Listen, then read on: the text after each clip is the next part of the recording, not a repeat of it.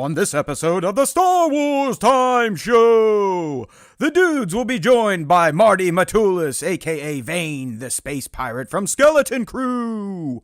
Tune in to hear from Marti on his time working on Skeleton Crew and the Mandalorian as Vane.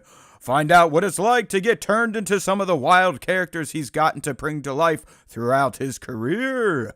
The homies will also break down Episode 8 of Skeleton Crew with some possible cast insights from Vane himself. So yeah, you don't want to miss this show again. Of course, they'll end the show with the Question of the Week responses and the latest round of top 5 Star Wars fan artist features. Punch it, Chewie.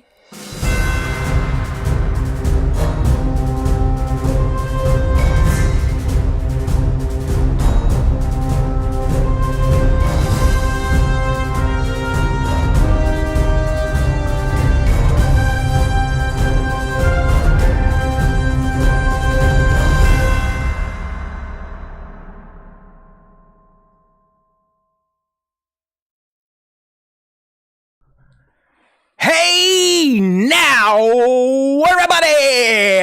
Welcome back to the Star Wars Time Show, and I screwed up the intro. He's already being shown off. I was going to try and surprise everyone with this week's special guest, but screw it. We'll do it live.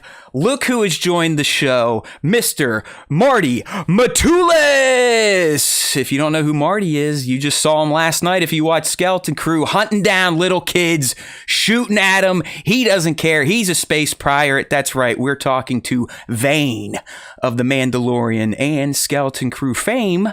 But you should know, Marti has over 20 years of experience in creature performances. He's kind of a stud when it comes to putting suits on and emoting through prosthetics. He's had roles in Star Trek, Star Wars, American Horror Story, Teen Wolf, Studio 666, Evil, Smile. He's all over the place. If you went and saw Red One, you saw him in that movie too. Remember the slap fight with Krampus and the ref there, that like raven looking thing?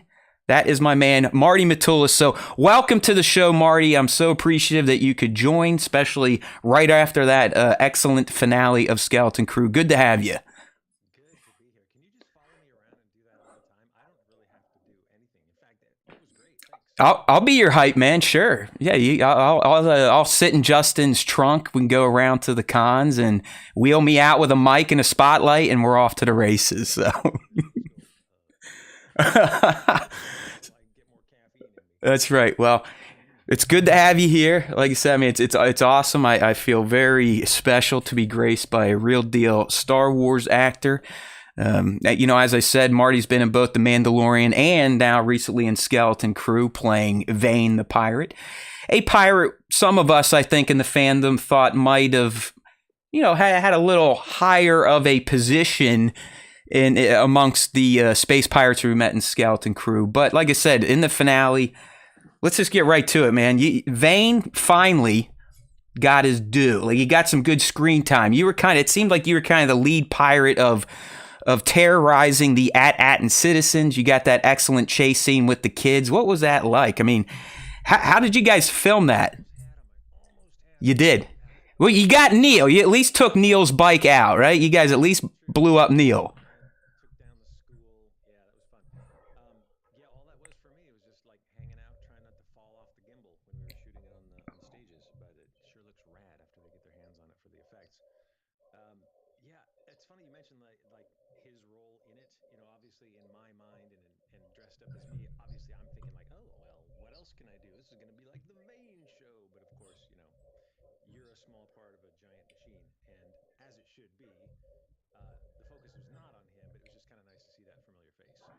Uh-oh. They're telling me there's no audio. Sorry, Marti. They're saying from you, which I don't understand because we should be getting audio from Marti. Oh, his audio is very low is what they're saying. Hold on. Let me try to fix that. Let me try and fix that, people. Sorry about that. I don't think it's you, Marti. That's probably a me thing. Automate it anyway. All right. Can everyone hear Marti now? Maybe. How are we doing now? Do we have volume? Oh, bummer. It's all right. We can work this out. We've got time. We can't hear Marti. I don't know what to tell you, people. I mean, nothing's muted. I hear him perfectly. They're saying barely. Barely? Yeah, I've literally have your mic blowing out at like. Well, interesting. It's all right. That's all I got to say about that. Turn his side up more. All right, I'm turning up all the guest feeds. Max, give me all the things. How's that? Like he's literally Max. Better? How's that, people? And I'm good here. Like I'm blowing myself out. That's pretty good. Hello. All right. Hello. All right. Hello. Okay. They're saying perfect. Yeah? All right. Sorry about that, people. You know what? That's my fault. What were we talking about? I should have done a damn test before we went on. Yeah, we were talking about the chase scene last night where Vane, we had the three kids and Wendell on the bike. That was so good. So good. In my mind, anytime I was on my bike as a kid, that's kind of what was happening. Yeah. Are we good on the volume? Should we just keep rolling now? Yeah, you keep going. I'll worry about. Let's just do that. I'll feed them. Well, tying that in, like obviously in the finale, Vane had more to do. I think he was kind of in charge of the whole dropship attack. Gunter took charge of the big ship while Jod was off doing his thing. When we were shooting it, obviously I don't really know anything about who's doing what or who's going to play how much. I knew that in my mind, I was going to kind of see where the opportunities were for Vane to kind of rise up in the ranks as if he had just flown over there in episode 1 from Mandalorian episode 5 when he flew away. So I did kind of laugh, like I let him hold back. And the episode 1 when there's that drop ship thing where the tubes come in and they board? Yeah. In that opening scene? Yeah. I was in that tube, but I was literally hiding behind the guy in front of me. And at one point I was like, hey, can I grab your shoulder and kind of use you as a shield? I thought if his like horns or costume showed, it's his first day on the job. The last thing he wants is to get a laser right in the eyeball. Yeah. So you got to use human shields for that type of entry. Yeah. And then when we got to the vault, they were, the alliances shift at any word or any empty vault. So when the vault was empty, I was like, I'm going to wait and see what everyone else does before I do anything. So if you look, like everyone draws on Jod pretty quick. And I think I'm a little delayed because I'm like, I'm just going to go along with the crowd for now until I can see a moment. And that was never dissuaded. So I kind of kept that angle. Like each time I came back for an episode, I'd see if he could like up his status a little bit because I knew they were going to keep giving him things to do. So if he had a little more confidence every time, might seem like he was trying to rise in the ranks throughout the show for however much of the show he was going to be a part of. You know what? I'm glad you bring that up because it does. That's kind of how it felt. I mean, you and I, we were talking before we went live, and I think from a fandom perspective, Vane was kind of touted almost as the bridge character between meeting pirates in The Mandalorian and then having pirates kind of playing the antagonist in Skeleton Crew. And I like that. The internet sure do get excited. Well, I mean, come on, Marty. We had the Vane statue at what was it, D23 or whatever. I mean, it was you, Brutus, SM33. Yeah. I mean, you make a Lego out of a guy, and everyone starts expecting great things from him. Do you have the Vane Lego? I'm hoping. Yes. Maybe. Yeah. Good. But I was going to ask you, and I think you started to touch on it a bit, but because Vane was starting in Mandalorian, like you said, I mean, he was you were the first mate to Gorian Shan, the Pirate King, or whatever his name was. Salad guy, Gorian Shard. Yeah, Gorian Shard. There you go. But you could tell in The Mandalorian that, Vane, he had those pirate tendencies. He was always looking for an opportunity to maybe make his bag or make his name. So did you kind of transitioning from Mandalorian over to Skeleton Crew, did you come up with some headcanon? Like you said, I think I heard you right when you're like, yeah, I just kind of believe that Vane almost just showed up to, Brutus or Captain Silvo's frigate soon after he left the fight on Navarro. Yeah, to the extent that anything I do is going to be relevant, it just gives me something to do and something to think about, whether it's appropriate or not, because obviously they don't really tell us or give us any backstory when you're one of the cogs. But this particular cog of Vane, I thought, based on what he did in Mandalorian, he definitely kind of took charge of the shootout. You know, he knew what he was doing. He needed to get Grief Karga out and kind of stir things up. Then they put him into the dogfight scene. I was like, okay, well, he can hold his own against Mandalorian, who's got to be a pretty capable flyer. He's got some skills. Why not see if he can get control of the entire pirate ship? Except what I think is he just runs afoul of his own ego, his own desire for stealing credits, and he's maybe a little too concerned with his fashion sense. He's kind of a fancy dresser. He does look pretty slick compared to some of those other schlubs there. That's for sure. Yeah, it might take his focus off the real thing, which is more like how do you take command of the other crew? He's only doing it for himself. He's a very self-centered pirate, which sometimes works out. Sometimes he didn't die. Okay, so. I was gonna say Vane lives. At least I didn't see him die. Vane lives? Question mark. Right. I mean, it's question mark for me too.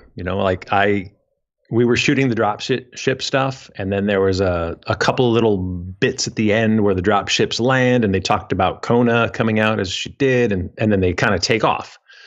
And so I was left like, we didn't shoot anything for it. I didn't know what happened. I've been waiting for 2 years to find out what happened. I didn't see him.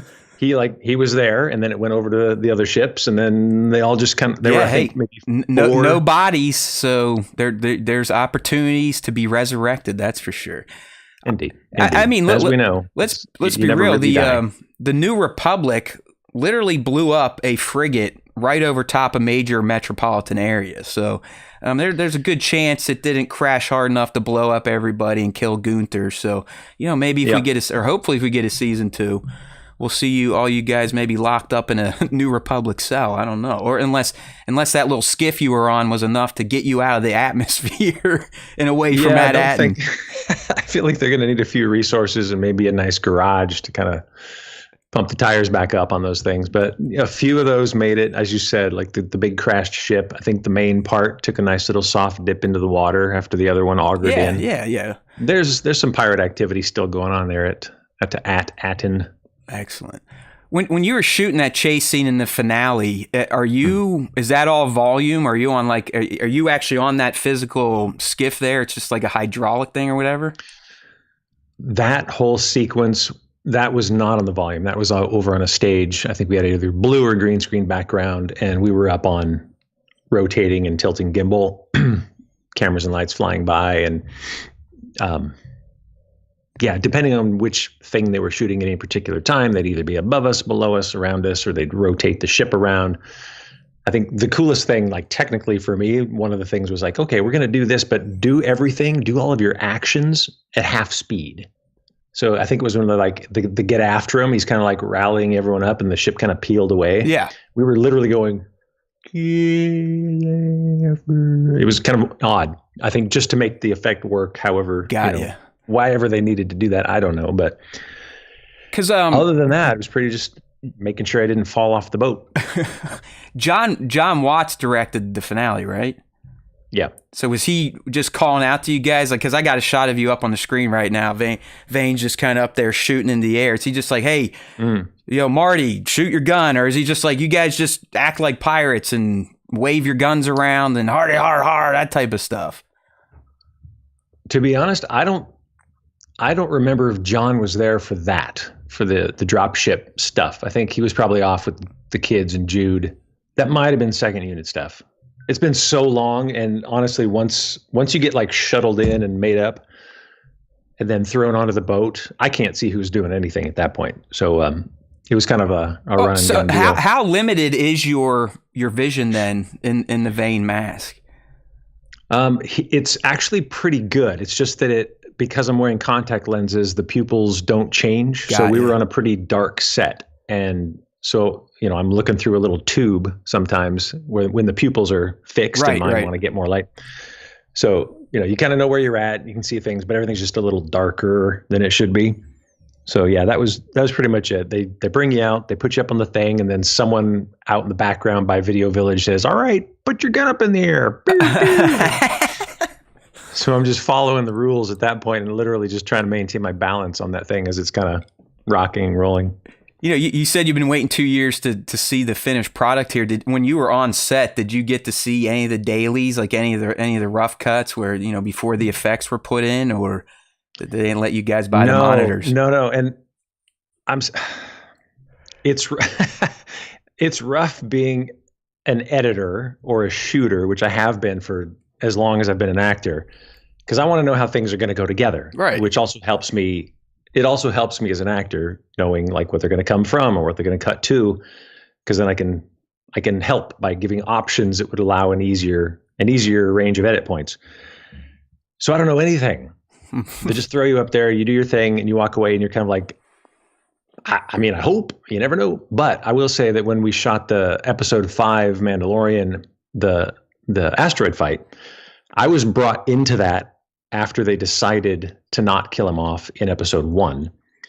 So because some time had passed between those two, they wanted to kind of refresh me on what I had done in the episode 1, and refresh me on the accent, and also kind of let me know what was going on. So I got to see the previs, the animatics for that fight. All right. A couple of completed effects, some kind of like 2D stuff.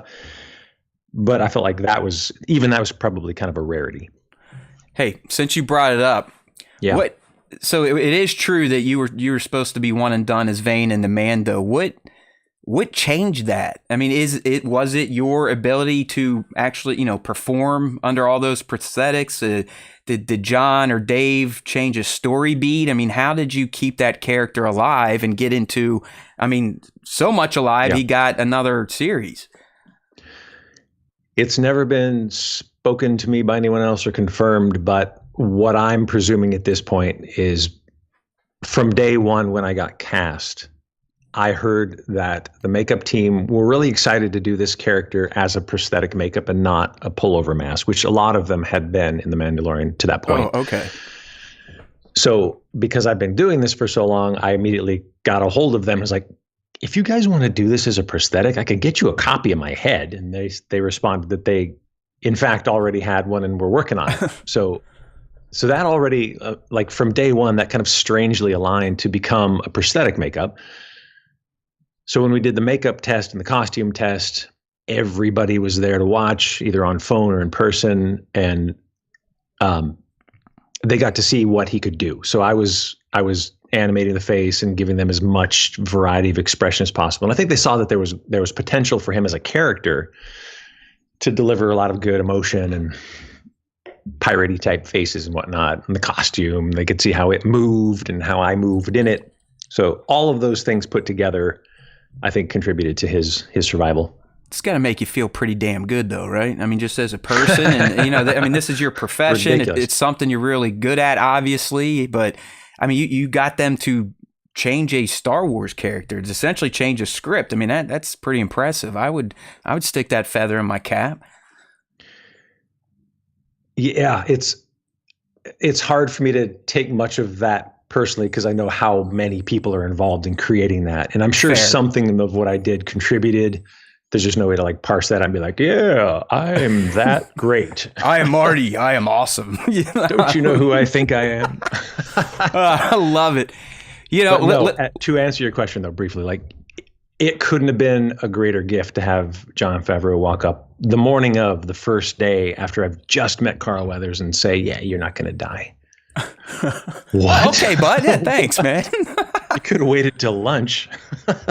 Since you mentioned his name, rest in peace, Carl. But what was that like working with a legend like him? I mean, you guys had a pretty, good little scene there. You got some dialogue. You got a little shootout, a little action. What was that like? Yeah. Kind of like everything else, just beyond what I ever expected it to be or what it even needed to be. A lot of the times in a TV schedule, you are thrown in, you do your thing, and you jump. And there's not a lot of time to really connect or bond. So I wasn't expecting much, especially since, he is Carl Weathers and I'm just this nubbly faced alien guy there for the day or two. But from the moment I got there, he was really warm and receptive, and he sought me out to start running lines and going over the scene because obviously we're playing off each other. Right. We're going to make each other look better. We're both in charge of making that scene work. So he wanted to work. He was there to do a great job, and as we all know, he did. He's a tip-top pro And he was nothing but kind to me all day long. Like we sat around and shared stories, and rather I listened to some amazing stories. And just kind of went, did he direct any of the episodes you were in? Because I think they let him direct at least one episode in season 3. I can't remember which one. It wasn't the one I was in. We were with Rick on the first episode, and then 5 was the asteroid, and I don't know. Again, we were in a dark stage for the asteroid fight, so I don't know who was in charge of that one. But no, I didn't get to be directed by him, other than as we were kind of like working with each other in the scene. Did you guys do the Predator handshake after the scene? You son of a bitch! I resisted every urge to fan. I know. You gotta be professional. I understand. We're talking about Mando. How did you ultimately land that gig? Was it just talking to someone you knew at the prop shop there, at the costume shop, or straight audition? The audition came through my agent, who was working with stunt, sport, physical component acting at this agency. And they had worked with the Star Wars group on previous shows, including this show, and all the way back to Mandalorian. I think episode 1 with Tate Fletcher was with this agency as well. Yeah, and a bunch of great people. And so because I'd done so much creature suit stuff, I think that probably also helped funnel the audition my way. And I ran it as a self-tape, just threw something together in my basement and sent it off, and it was received well enough to land me it. It's awesome. Yeah, that's so cool. Still shaking my head on it. I mean, listen, you've worked on some top tier sci-fi, horror, fantasy. Where does Star Wars rank in terms of gigs? In terms of gigs, yeah, like all out of all the 20 plus years you've been doing this, all the crazy creatures you've brought to life. Where does I don't even want to say necessarily Vane as a character, but just you as a human, your experience. How does your time with Star Wars rank with everything else? Well, as a kid who had Star Wars come out when he was 7 and became my entire world, like it ranks really high. Like as a thing to be involved with that you never imagined you could touch, that kind of unattainable thing. Huge impact. But as I've gotten older and as I've done more work, the responsibilities that I've been afforded, the opportunities as well, like they keep getting better, as people realize like, oh, he can handle the makeup. He's got some acting chops. We can trust this guy. The gigs have gotten more interesting as I've been able to do more acting, more character work. And I get to work with high caliber people. Like everything I did on Evil was amazing. Joel Harlow ran that show, and I get to do George from episode 1 on to the Red Devil in the final season. A phenomenal opportunity there too. And as you mentioned, the Red One Vulture, the judge, I love that guy. Also Joel Harlow. That character, I wish he had his own show. He was so much fun to be a wackadoodle bird. That was a crazy scene. I mean, that Krampus's castle was loaded with your good type of people, creatures, right? And yeah, I felt very comfortable there. So you mentioned Joel twice, and I had him in my notes with Rick Baker. Mm-hmm. How did you who did you run into first? And both of these gentlemen seem to have really kind of been some gems in your personal network and kind of getting you into this creature work. How did that all come to be? It's really weird to go back and kind of stitch some things together. I met Rick in LA when a makeup artist buddy of mine, Mario Torres, who's a phenomenal artist, sculptor. He's worked with Joel on a lot of stuff too. He might have actually sculpted the judge, if I'm not mistaking that. Anyway, way back when they were doing Men in Black 3, Mario just called me up. He's like, hey, they're doing a break. They're all back in LA. We're going to do some tests on some new aliens, and you want to come in and just like fart around and try some stuff on. We'll get it on camera so Rick can see the aliens. So we're in Rick's shop. I'm kind of oohing and awing because I've heard about Rick's shop, his massive shop that he had. And I'm just doing what I'm doing, which is doing weird stuff in front of the window and the mirror and trying to like embody these characters however I saw them in the moment. And then I hear this voice over on the side saying, "Why isn't he in New York?" And I look over and it's the ponytail himself. And I was like, I could stay on someone's couch in New York if you it would not be a problem. And so a little bit of talking, I was able to join the makeup team and go to New York and hang out and play a few things on Men in Black 3. But that seems to be somehow kind of a bit of a through line. Like I'm super enthusiastic about these artists, and I love sitting in the chair and watching this stuff happen. Like that's a huge part of my joy.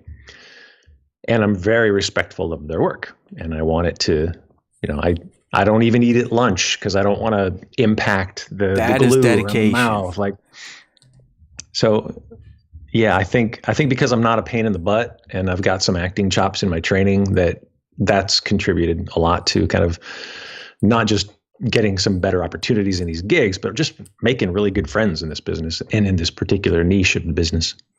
So I know we talked about this a bit earlier. I mean, early on, you were kind of doing some theater stuff. Are you professionally trained as an actor then? Is that your background? Define professional. Well, I feel like an idiot because I forgot to write it down, but I believe they say it's like you employ, is it the Meisner tactic of acting? I'll tell you what, I've taken classes. I was in theater in school. I have not gone through like a multiple year specific training program, but I've studied a lot on my own. I've taken courses on Meisner, read books on Meisner, practiced that when I'm developing characters. Just this last fall, a few months ago, I went to New York because RADA, the Royal Academy of Dramatic Arts, was doing a workshop on Shakespeare, and it was like a Shakespeare intensive. And I was like, I need to dust off my Shakespeare skills. And I went like, just to practice. So it's always something that I've enjoyed. I think it's really foundational to whatever abilities I bring to creating character. It's just something I love. Did I get towards your question? No, it's good. I got someone in the chat actually has a good one. Have you ever got to work with Phil Tippett? I mean, I know he's more into like building the little miniature monsters and whatnot.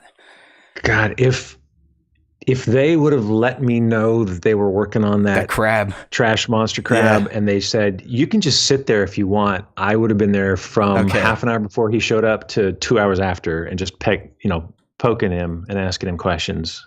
I mean, he's a legend. Rick's a legend. Joel's a legend. Those of you out there, if you're not familiar with these names, I encourage you to go research them. Rick and Joel, huge in the, creature prop, makeup, all that type of stuff. Phil, if you're a Star Wars fan, Phil. I mean, he is Star Wars models, miniatures, the AT-ATs, all that stuff. So yeah, that's pretty awesome. Absolutely.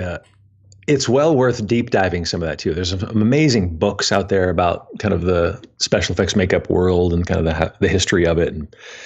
And what I've found over the years, the more I've worked, the more I've gotten to know everybody. I think without exception, everyone who's involved in this was just like a horror nerd or sci-fi nerd or fantasy nerd. Sense. And like they would sketch stuff in high school forever. And then suddenly like, oh, I'm pretty good. And then suddenly they're, years in, devoted to this craft and developing it, working on shows. Like thing. Yeah, like this amazing artist that I worked on with, I worked on American Horror Story and I played the Piggy Man, right? So Mike McCash worked on the makeup for the Piggy Man. The Piggy Man. applied the makeup of Vane for Skeleton Crew. And I think he came from like the punk skate world, designing logo, like just doing cool rebel stuff. And now he's like working on Star Wars as well. So, if there's anyone young out there going like, oh man, that must be so cool. It is. Do it. Listen up. Just do it. Like that's how it happens. You just keep at it. And you start knocking on doors. You should start walking.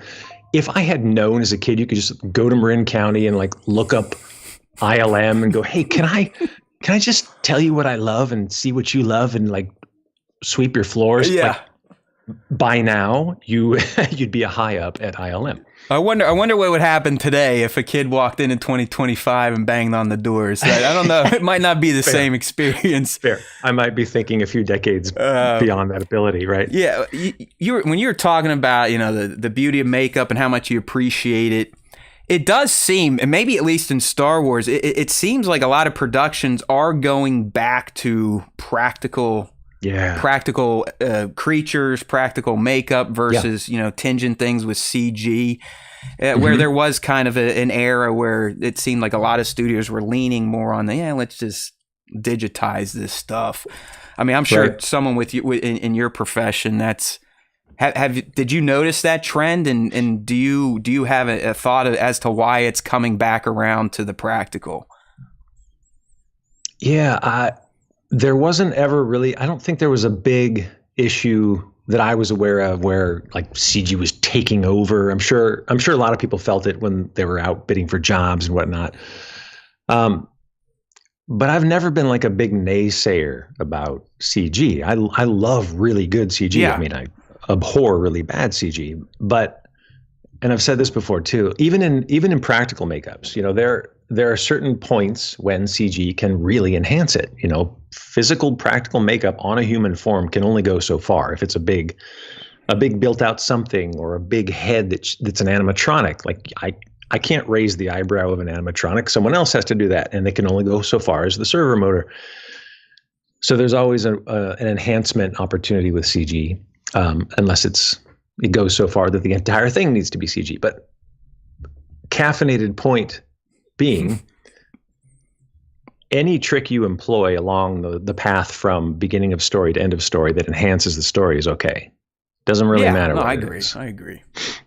I guess I was just, for some reason, Green Lantern in 2011 got stuck in my head when I was asking that question, which is just literally CG. Was it a CG fest? Everything, man. I mean, it's everything. I think outside of Ryan Reynolds' head, everything is not real.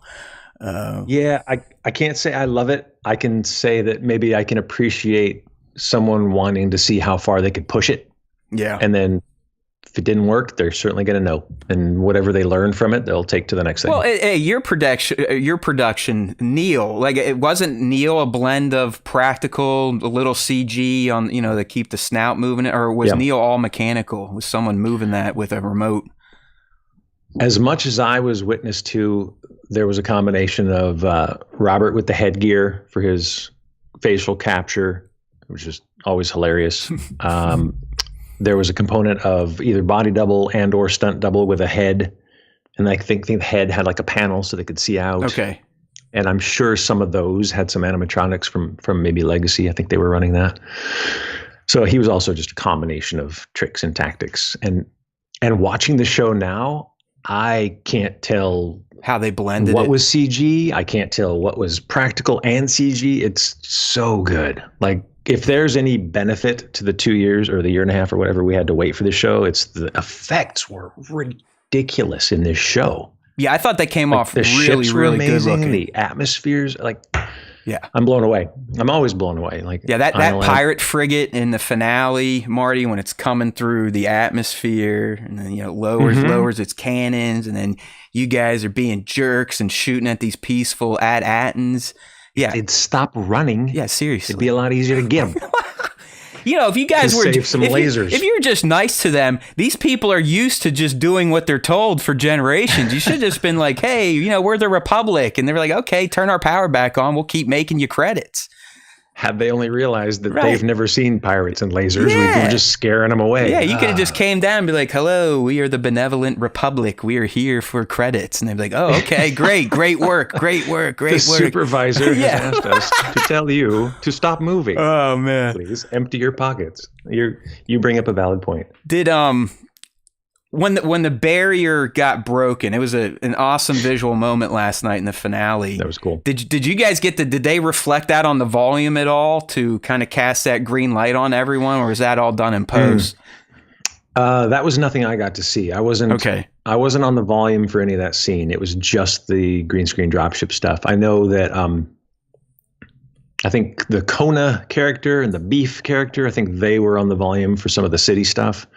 so they might have a better sense of it. But I wish. But all the Port Borgo stuff was volume, and I was just a kid in a candy store every minute of that. That was really cool. Yeah, I'm glad you brought that up, because talking to Ravi last week, he was like, dude, the Port Borgo set, he said it was mind-boggling, and he explained it was essentially 2 sets, and then the volume was kind of like the opening portal to get out into space. He actually ran into that portal, but that to me, and I want your opinion. Was that one of the greatest just live action practical sets you've been on, that Port Borgo? Oh yeah, insane. Like, I love a practical set. I think the artistry on display is always amazing. But even within the confines of that, there's 360-degree prop artistry all the way out to the very edge of the screen, and then someone's digital artistry connecting it all the way up over the top. It was beautiful. I just kept marveling over it. I'd walk right up to the screen until I could see the individual LEDs, and then I'd back away and look at the elements, and I'd go back to the control board and ask far too many questions while they were trying to do their work. Yeah, the IT guys are like, "Come on, Vane, we got a patch to get I in." wanted to know. I wanted to know, like, how does it know the camera? Because you'll see when they have a longer lens, you'll see this bounding box, like a laser bounding box on the wall that's showing what the camera sees. And if it's a long lens, it'll get smaller as it's like narrowing down. And I kept watching it, and I could see, there'd be a shift in the image, and it would kind of like warp or distort. But I could see elements in or on the wall kind of spreading and getting closer. So it was reflecting. There's some technical terms I'm just not grabbing, something about parallax or what have you. You could just say does stuff, and this audience would be like, we got it. Science words. Yes. Right. Things. So then I would go back and look at the playback on the monitor a couple of times when I could, and it looked practically finished. And the flatness of the volume that you experience when you're there just disappears, because everything is reflected in a 3D space from the practical set to the extension. That has to be wild to see. I mean, because isn't the lights all dynamic too? Like, I mean, if there's a flash, the ceiling will light up to reflect it. It's not like they got to do as many setups as they used to. We got to move the light here, move the light here. It just all kind of happens. Turnarounds are nothing. There's no lights to take down. There's nothing to move. I mean, sometimes there's stuff to move, but one of the most telling things for me when I kind of had that epiphany moment after just first seeing the thing was, I think it was when we all came out, when the kids were about to go to the brig, and they were shooting Brutus, and I think there's like a torch kind of off to the side of him, and you see it practically, and obviously it's casting some light on him. Well, when we turned around to look at the kids, there's clearly no reason to have an open flame, so they take that away. And at some point, I saw someone with a giant iPad, and they were fiddling around, and suddenly this flame element comes up on the wall of the volume, and they're sizing it and changing the intensity and the color tone. I'm like, oh my God, cool. That's gonna light the fire on the. It's phenomenal. I want to play with it. I don't have any reason to. They would turn it loose and let me have at it. This is all based on video game technology, right? From what I understand, I think Unreal was kind of like the basis for all this stuff when John was kicking it around many years ago. I don't know if they're still using it. Unreal Engine. I'm sure it's been improved over and over and over. How many? So good. On that Port Borgo, were all those? I mean, outside the main pirates like yourself, Gunther, and the rest, how many of those were they all extras? And all those extras had to get dolled up and kind of rough and tough looking piratey makeup? I don't know what the dividing lines were between like cast actor types. There were a lot of stunt people. I'm sure they had some hired background. Yeah, I don't know what the breakdown was on that, but do you like ballpark how many people were on that set? Oh man, I might say 50, 60 people. It really felt alive, man. I mean, it definitely felt lived in. It felt it had its own little culture going on there, and kind of the cafeteria bazaar area. Yeah, and that was great. That was a really, really beautiful set. You got some screen time and some lines there, right? That's where you first identified that the kids had Old Republic credits. Yes. Yeah, that was the first inkling that I had something fun to do on the show, was harassing the two kids. Now, did anyone ever explain to you exactly what Republic, these old Republic credits came from? That's kind of been a big fan question here. No, that's definitely a pay grade issue there. Got you. Yeah, I think we all have come to the understanding that this planet At-Aten has existed for thousands of years and was probably always minting, but the dataries your pirates wanted, they looked like credits that might have been kicking around before the fall of the Republic into the Empire. So for that scene, did Robert was he ever in the full costume, or is he just in, like the CG suits with that rig on his head? He was fully wardrobed up, and I'm not sure if he had to have I think he had like a padded suit as well, and the hands. Okay. And I'm not sure. Did they put him in the corduroys, like the overall? Did he get to at least? Yeah. Yeah. He was in the full getup. It was hilarious. So yeah, I don't know. I'm sure he got to wear the head just because he's the guy, but I don't remember if he was acting in it or if he just was in the head rig. Yeah, it's just always funny, like seeing that little elephant dude walk or jump over a sidewalk. It's like you always wonder who was in that. Was it mostly the stunt performer or the double that was doing like the walking around Neil scenes and not Robert then? I think so. Yeah. Yeah. Again, sorry for No, hey, it's so long ago, and I'm so like, oh, should I be standing here? Kind of paying attention to my own feet sometimes. But yeah, there was a combination that I'm not sure, he must have been able to do like some of the running, jumping stuff just for the fun of it and to get his physicality. Got it. And at some point they would hand off to the stunt people. So, I've been talking about, we had Ravi on last week, and I mean, the kid's pretty damn special. I mean, I've honestly, I've never come across a young man, a 13-year-old that is that charismatic, on their game. I mean, just full of energy. I'm taking notes. He's total pro. I know. I was like, geez, man. I mean, holy crap. I wish I could have him on every week. I mean, it's like he makes everything better, it feels like. So when you were there a year and a half, 2 years ago, did you all understand how good these child actors were while filming? I mean, was it evident on set that these aren't your usual child actors? No knock on child actors, but sometimes they don't have the life experiences to kind of generate the emotions, the physical emotions. But it seems like all four of them, Ravi in particular and Ryan, just absolutely killed this. Right. Well, Ryan and I had the most direct interaction because we were staring at each other through her little pew, hold up, pirates, and we were kind of facing off.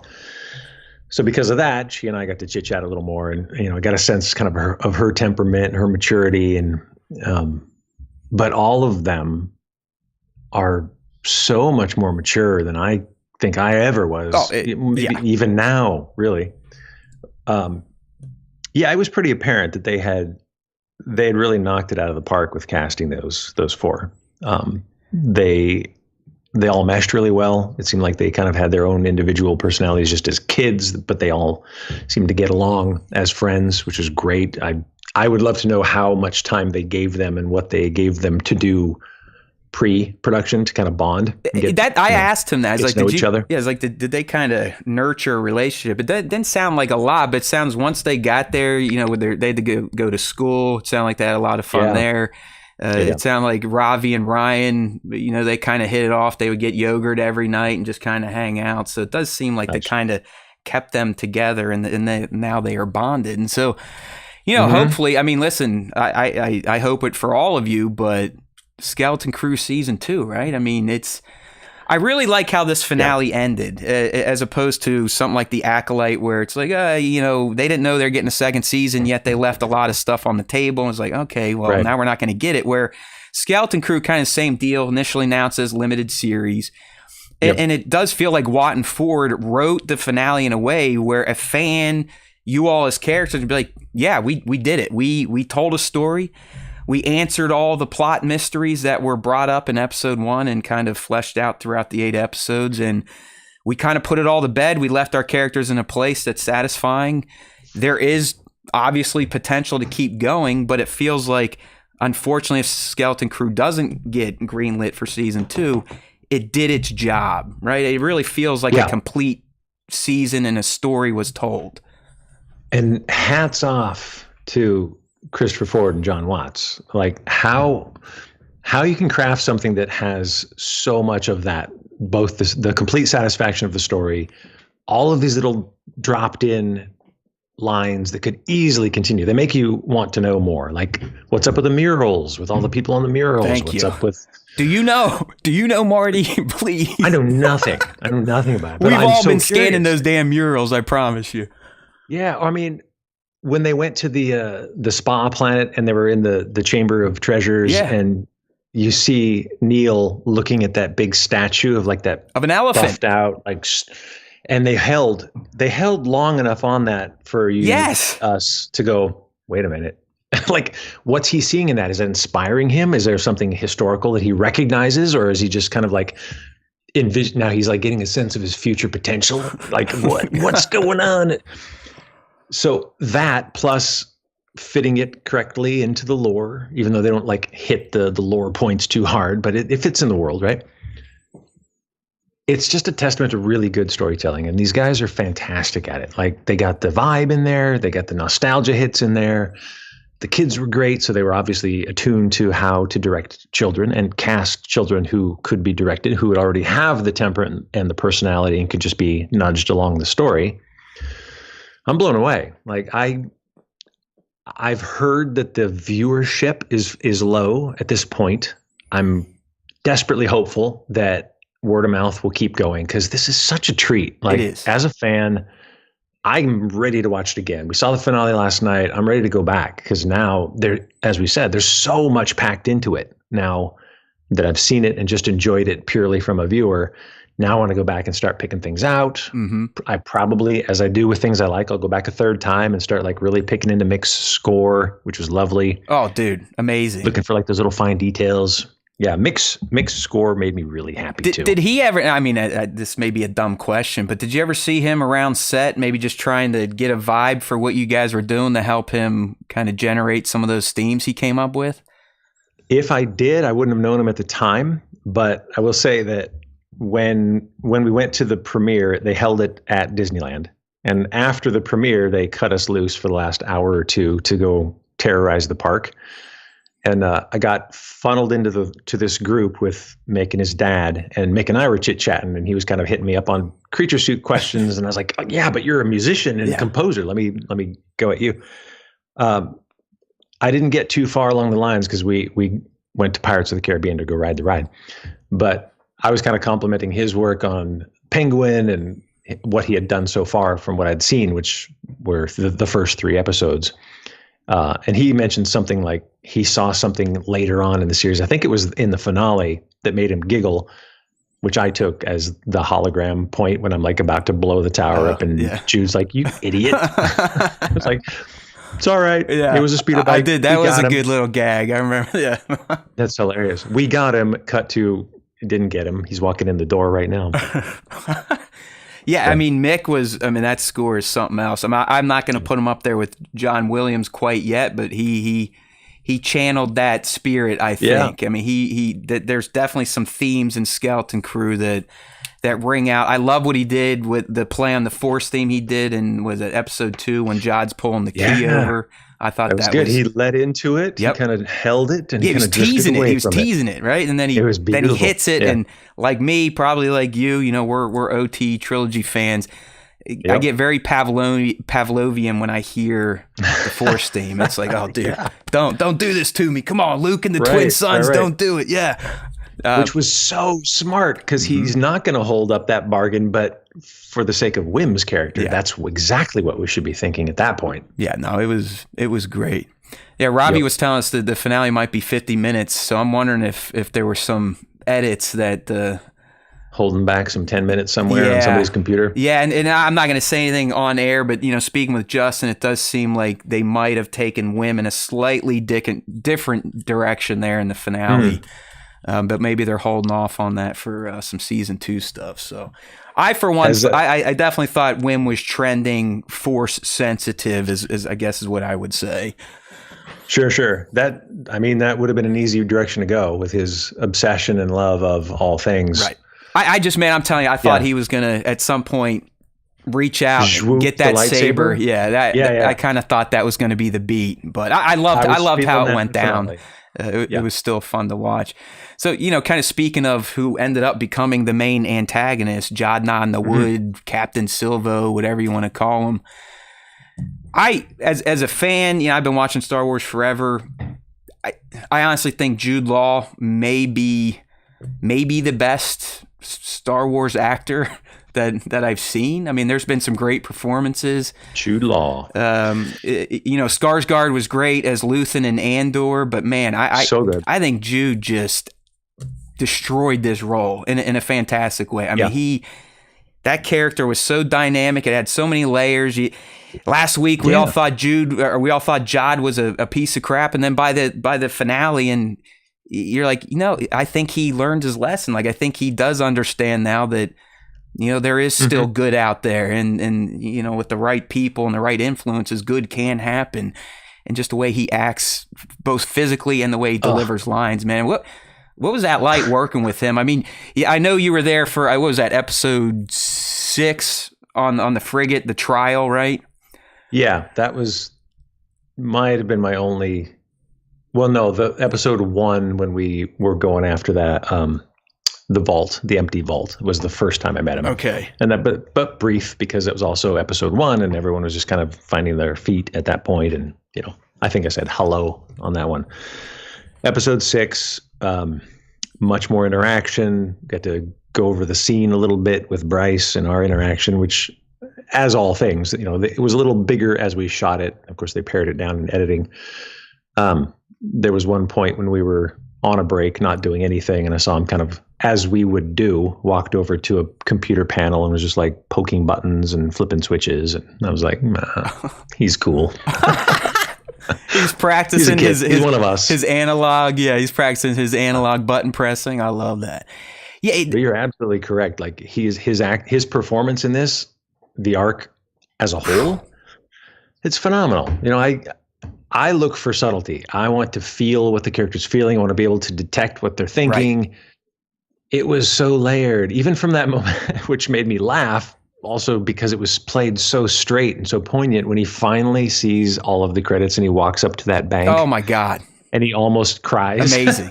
Yeah. I mean, he's basically orgasmic, Marty. I mean, he's orgasmic. He's like, oh, yeah. It's like it. But almost like that would indicate that, I think that moment alone, even though it's for all the wrong reasons, indicates that he's got a heart, right? Mm-hmm. That made him feel like something made him feel. And that's a great point. Because that's what he's been looking for all this time. He thinks it's in credits. Cold, and that's hard what got credits. To his heart. Yep. He said it multiple times in the finale. Saying it over and over. And yet, at the finale, which, I hate to be super spoilery just the day after, but that last interaction when, after everything he did to those kids to try to get his way, tried to get them to trust him, abused their trust, and after all the threats of violence and all of the rigmarole, William's like, come on. Like, no, yeah, I was going to say, he still wanted Jod to come with him. And it got to Jod. Like, it got to him. Yeah. And to have all of that conveyed. Ugh. And it was all just through his face, right? It was mostly facial expressions, that last scene where he's walking towards the window. I mean, he didn't say anything, but you could, like you're saying, you can feel the emotions of that character just looking at Jude. Yep. And do you have any theories as to when Jod was watching the ship? I noticed he had quite a change of expression there. He was watching it. He kind of looked down and he kind of went, yeah, he has like a smile. It's what's up with the smirk? I kind of took it as almost like him finally realizing that, you know what, they were right. There is good in this galaxy. This galaxy isn't just about cold, hard credits.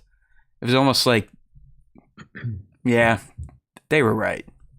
That's kind of how I took it. Would you feel? They were right, and now that the pirates are all gone, it's all mine. Oh, damn! You're right. Season 2 You can starts play it with Jod either way. trying to dive down that hole and get back to the vaults down there. He's like, oh, there goes all my buddies. More for Wait me. a Yeah, second. I like that. I like that spin, Marty. That's a good one. I like that. That's my completely uninformed working theory at this point. So Until tomorrow when I watch it again. back to I think it was the episode 6 trial, the trial of Jod that Brutus put on, and then he gets his time to talk. Were you surprised? Because I guess reading interviews from Bryce, Jude was the one that decided to start the shanty about Tack Renan. Were you all surprised? You're like, oh, this isn't what he's supposed to be doing right now, or were you just going with it in the moment? He must have come up with that idea outside of my view or prior to, and had presented it, because it just seemed cool in the moment and just given to us as like, hey, okay, next, here's what we're gonna do. All right. So it was just part of the day at that point. Got you. Is that frigate volume based, or is that a traditional set, like the bridge? That was a big old bridge, and I think we must have been on the volume. I think we had to have been on the volume. Certainly the front view screen was like, if not the entire volume set, there was a chunk of volume screen. But because the rest of the ship was so complete, I don't really remember.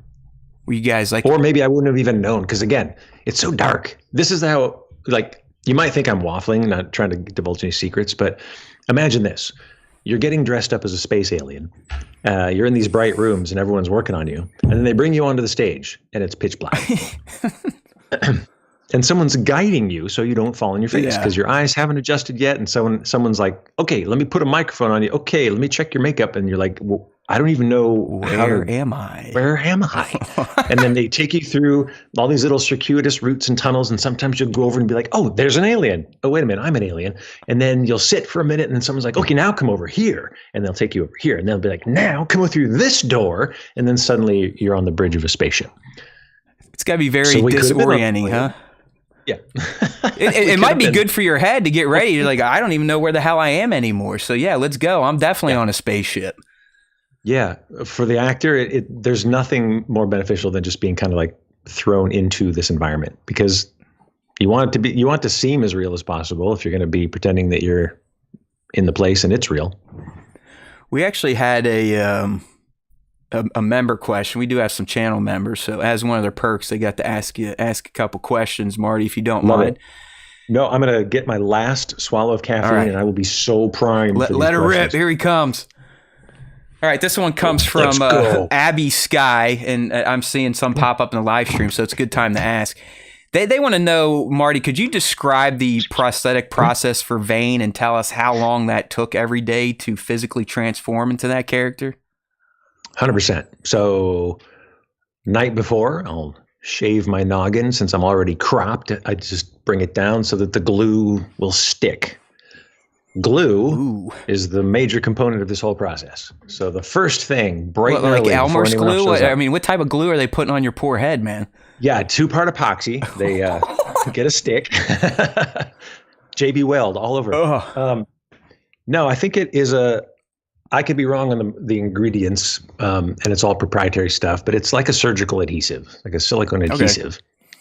And so regardless of the temperature outside or in the makeup trailer, the first thing you do is sit down, and a big old brush with glue just goes right over your face.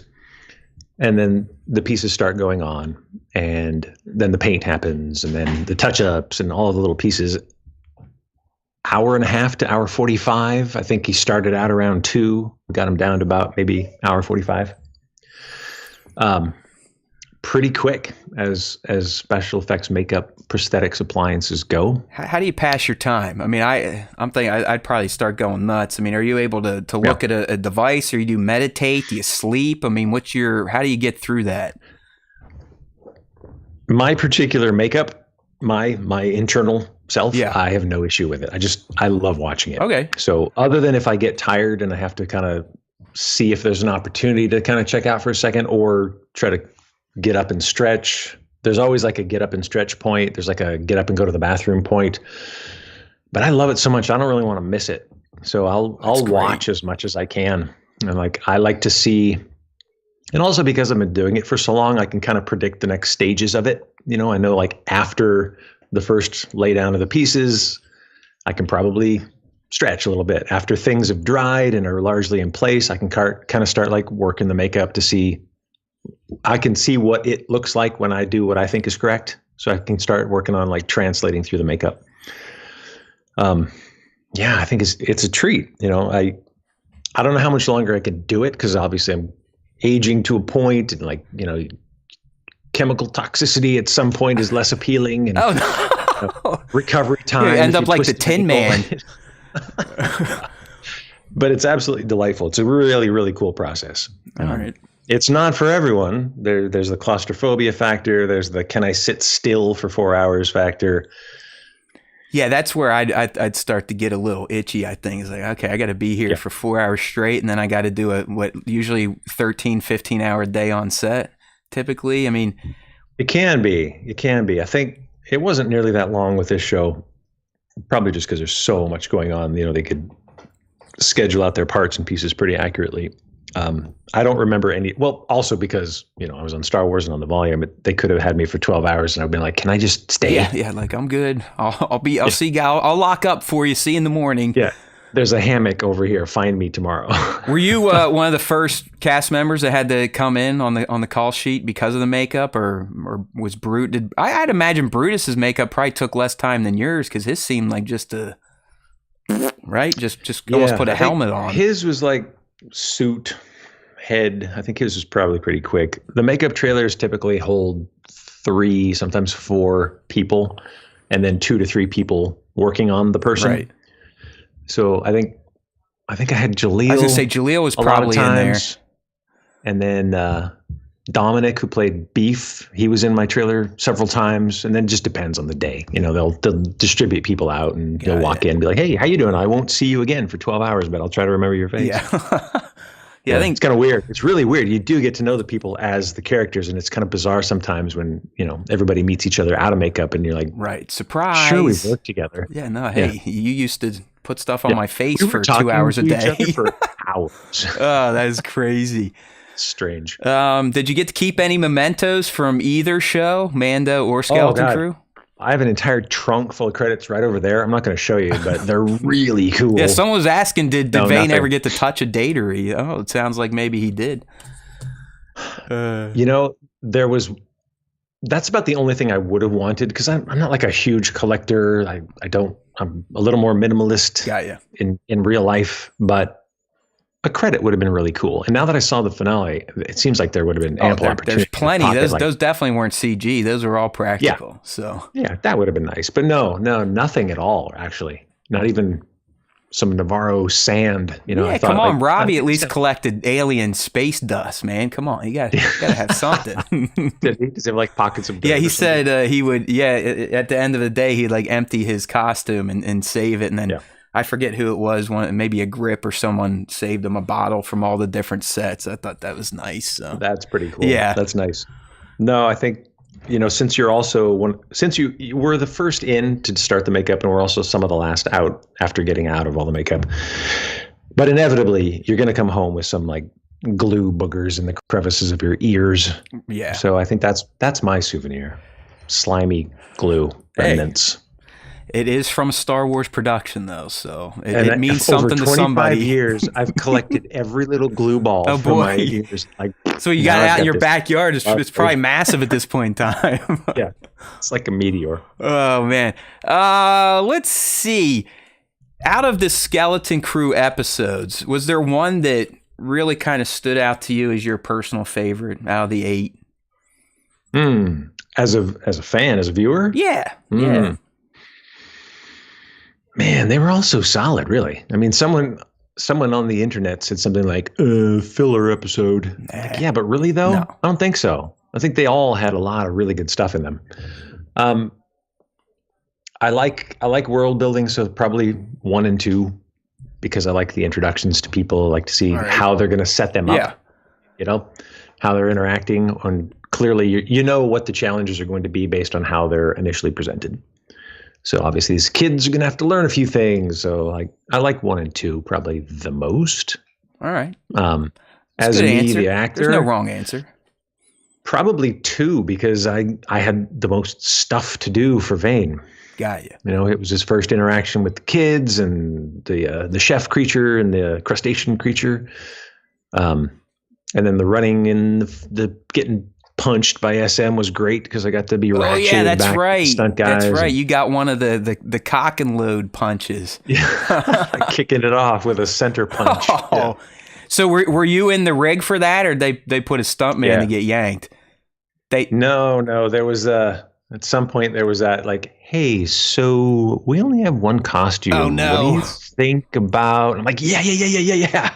Can I please? I think I might have begged a little bit. I'm not sure, but I was enthusiastic about it. How'd that feel? I know a few people in the stunt industry, and getting yanked is not one of their favorite things to do. How'd it go? The yank is fine. It's the landing, that's right? great. Yeah. Yeah. The yank, you get a little bit of a countdown, and when you're rehearsing it, it's the lightest, fluffiest letdown because you're like, okay, here's how far back we're gonna go, and then you're gonna slowly come down to the ground. And then by the very last take, which is the one they used, I think there wasn't a whole lot of slowdown. It was more like just bowling pins, so it looks cool. Yeah. Hopefully, I think the last one we all knew that was the last one. Let's put it that way. All right.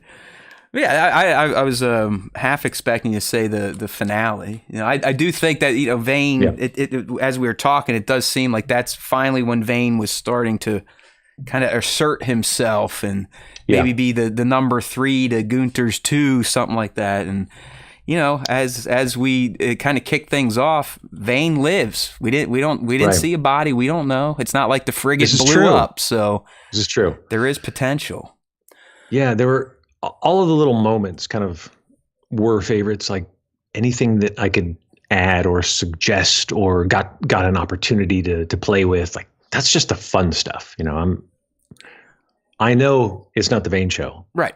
But any opportunity there is like great. There's something I can grab onto, and like, was it second to the last one when Gunther's like, Captain, where's that Onyx Cinder headed off to? And they're like, whip him out of the way. Yeah. Initially, that was flipped. And I think I was up there and then Gunther was going to do it. And I was like, because a couple of times prior, they didn't use it in the edit, but when the hologram came up with the Onyx Cinder and Jod was like trying not to get jettisoned, there was a point there where we were like kind of jostling each other. And I was like, hey, Jaleel, do you mind if we kind of like do that more? Like kind of just, shove each other around? Because I figured at some point in Vane's mind, that's the guy he's got to get one over on. Yeah, it makes sense. Something. So when we came to that episode where we're like looking at the panel, trying to see what the Onyx Cinder's up to, I was like, we've been doing this thing. It would make a little more sense if you want to do this to like flip that where I like throw him out of the way. So they did flip that and let me chuck him. Hey, now Lou, you getting some directing notes in there, right? That's pretty cool. Yeah. I won that one. That was fun. Listen, I know the answer to this, but they're asking me. I'm going to ask, any rumblings of space pirates showing up in the Mandalorian movies, Marty? Oh, yeah, I love these. Let me tell you everything I know. So the very last episode or the last 5 minutes of the movie, I got to take my dog outside. He's got to go to no. See, there you go, people. Yeah. He can't answer anything like that. Stop it. It's the hardest thing in the world because if I knew anything, I'd be so uncomfortable that it kind of would be like admitting something. But, even if I don't know anything, I couldn't like pretend. There's just no way to get into it. I know. I would love to. We're just kidding around. I'm not here to put anyone on the spot or get you in trouble. Yeah, so. Guess what? That was great. Here's a better one. I would love to be involved in anything. Like, I know that I'm in makeup, so historically that's afforded me the opportunity to come back on the same show multiple times because they can put you in other things. Right. I would hope. All right, hey, we're all pulling for you. We're all pulling for you, whether it's happened or not. We're pulling for you. Here's an easier one you can answer. It's coming from Bat2797. Why is SM33 the best droid ever, Marty? He's big. He's crusty.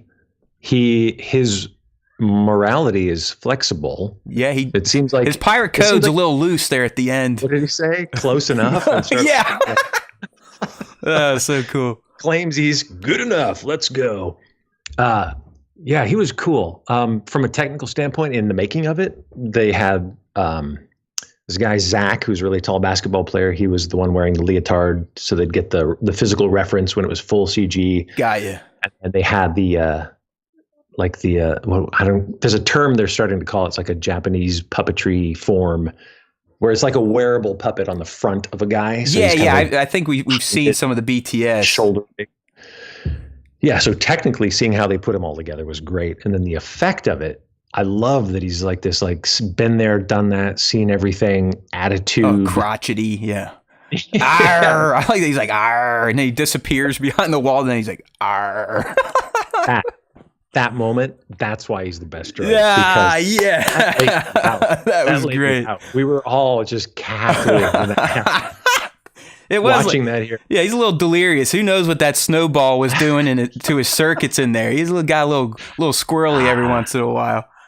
Oh When speaking of the puppetry, you know when and your scene with him on Port Borgo where you get jacked, when he kind of starts to move fast and forms those shields on his arm, is that when he turns CG, or was that still practical? I never saw any of that. That must have been full. Yeah, that's when you guys are like blasting CG. at his shields and they get warm enough. He burns a pirate's face and.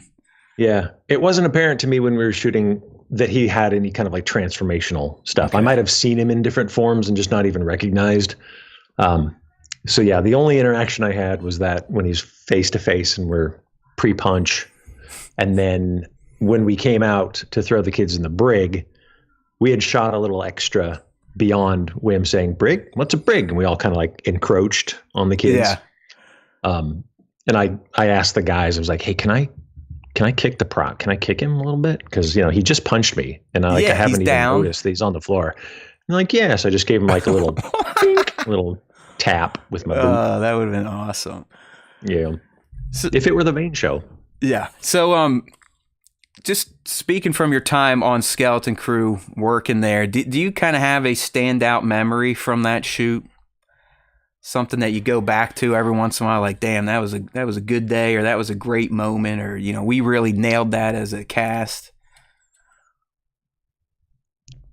Across the volume, seeing Ryan go, "Give me the old, I got your nose," and then pocketing it. She took delight in harassing poor noseless Vane. That is awesome, Marty. The fact that he has no nose. Yeah, she was rad. That is so cool, man.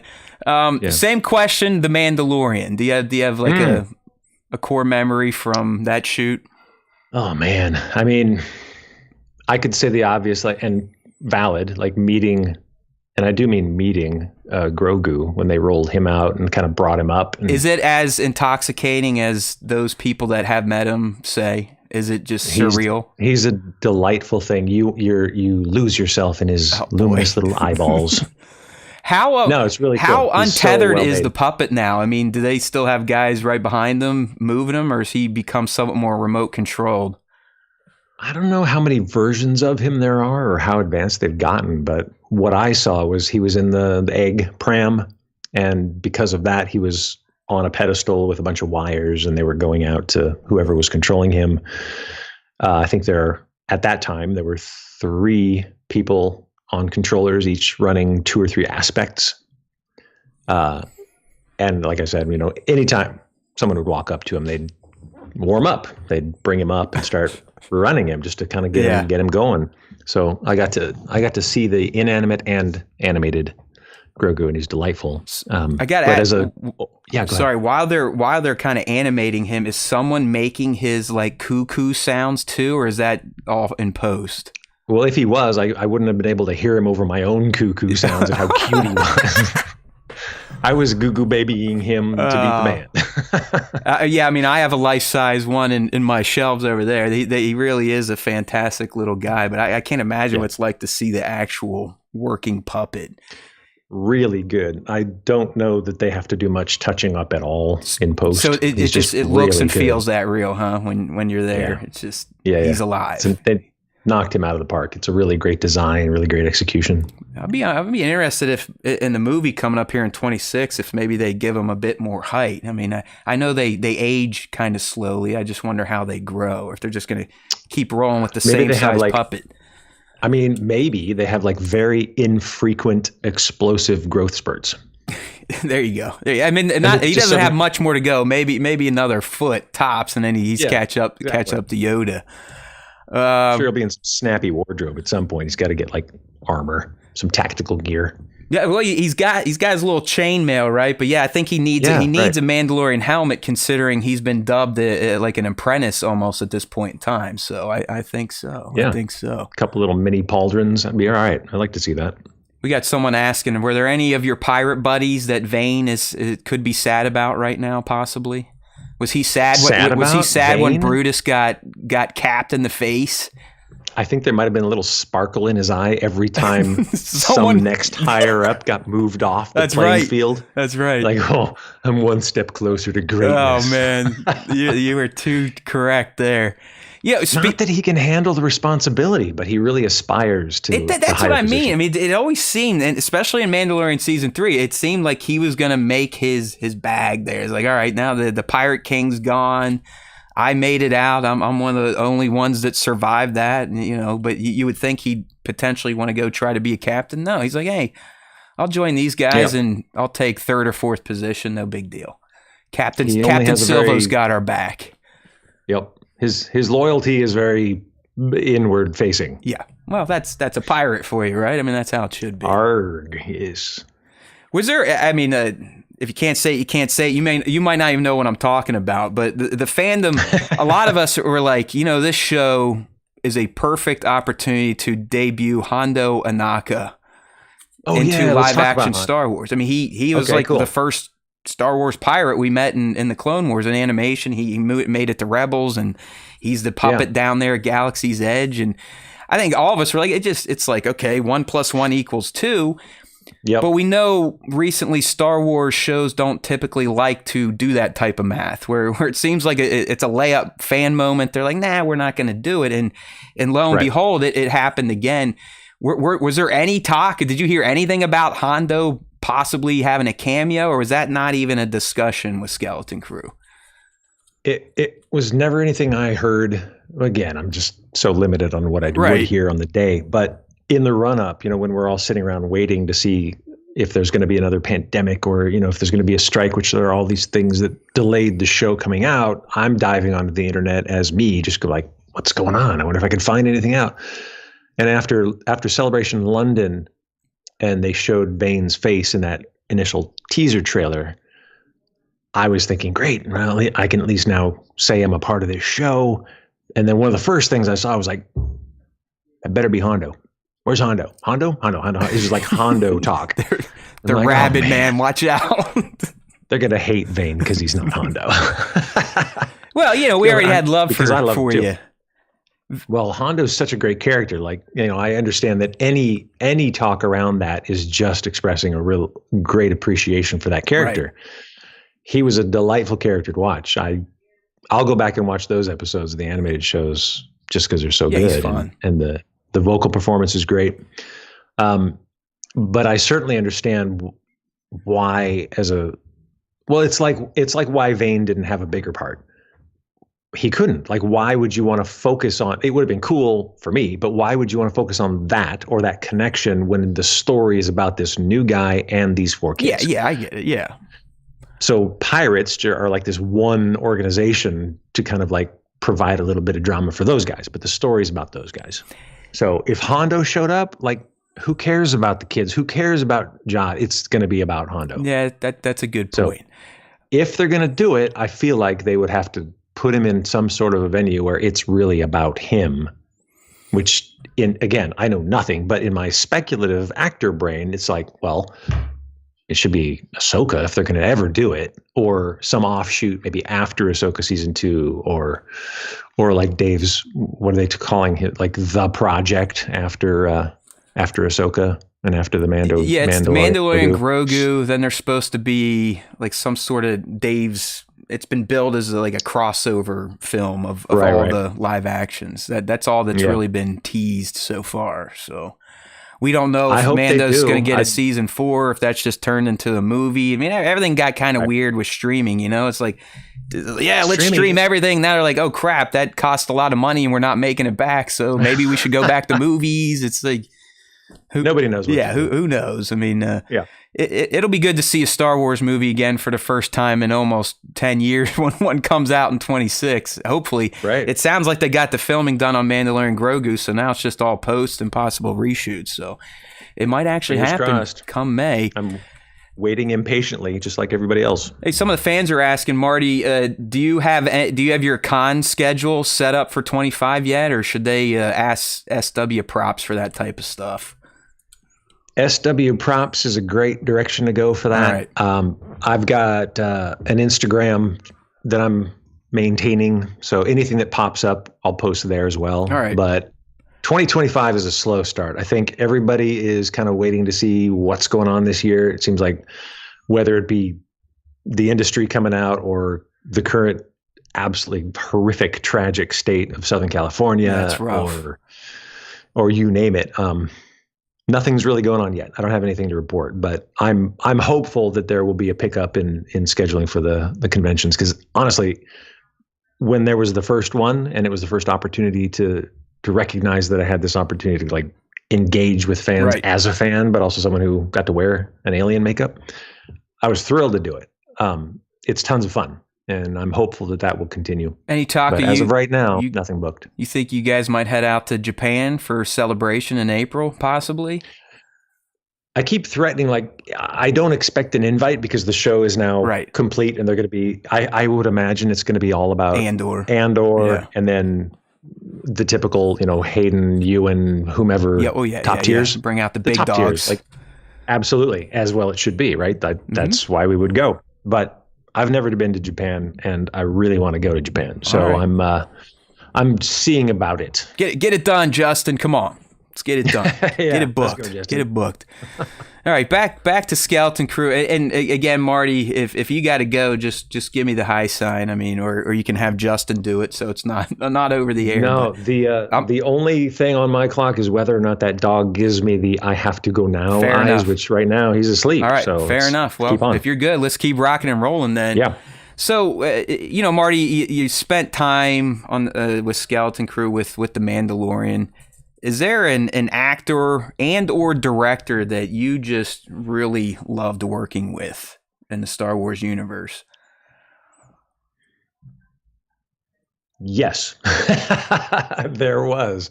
I'm just trying to think of there was nothing or any experience that would say this one better than this one. I was fascinated to see everyone's different approach, but also because I'm such a technical nerd, behind the scenes aficionado, that I'll watch all of the kind of roundtable discussions in the behind the scenes stuff that they had on Disney Plus, because I want to know everybody's angle and how they come up with their ideas and how they are on set. So seeing everybody on set on the day was probably the best part, just getting to know each director.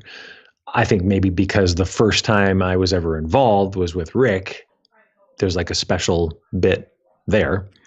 From first Mando, time- right, Rick? For Mando, yeah, for episode 1 of season 3. He was delightful to work with, very calm, intelligent temperament. Is he That's a big probably- dude? He seems like he's a big dude, like tall and imposing, or is that just behind the scenes He's- camera perspectives?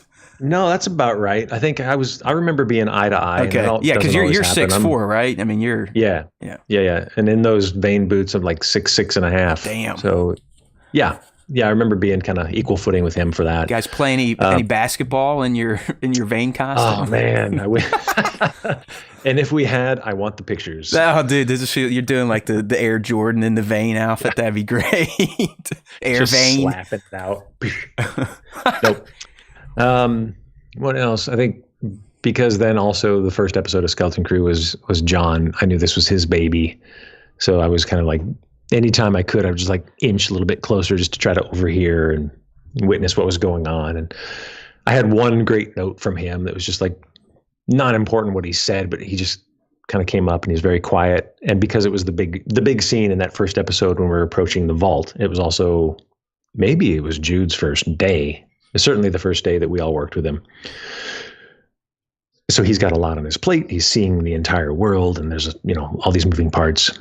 And he walked up to Jude and he was speaking with him. And at some point he came over to me and he's like, yeah, and then this. And then he just walked away. I'm like, oh, that was great. Got it. That was perfection because it was just enough to get the adjustment he wanted. And it also indicated that he was paying attention to everything. Excellent. And yeah, it was really cool. So when you show up on Skeleton Crew, I mean, you're a vet. You've done it before. You're a Star Wars space pirate. Did any of the noobs come up to you and kind of ask you some advice? Like, hey, man, how do we do this thing? How do we channel a Star Wars space pirate? I think there was none of that. I think everyone was so excited in their own right just to be sitting in the chair, getting these alien makeups put on and putting on these amazing costumes. It was more around like, when you're not working or before you go to work, there's a holding area. So you'll get ready in your own space or your own trailer, go get breakfast, and then you all come out, and then you're kind of in the area where they can come and collect you quickly to pull you on a set. That's where we would kind of chit chat and go like, look what we're doing. Can you believe where we are? Oh my God. So there was a lot of that, like, holy moly, look what we are doing. That's and so then cool. It was also like, what else have you done? A little bit of, catch up, chit chat about sharing more stories here. I got to ask this. I forgot to ask Ravi, and it's a stupid question, so you can tell me to shut up. Did anyone anyone ask Jaleel to do Urkel on set, or were they professional? I heard no one, even in the trailer. I don't remember any moment where someone tried to bring it up. Okay, I think everyone was like, let's let him be. Yeah, let's not do that, right? Yeah, that's probably not the best way heard to that once or twice. Did I do that? I mean, come on. Anyone that grew up in the 80s and 90s, it's just that stuff's burnt into your head. All right.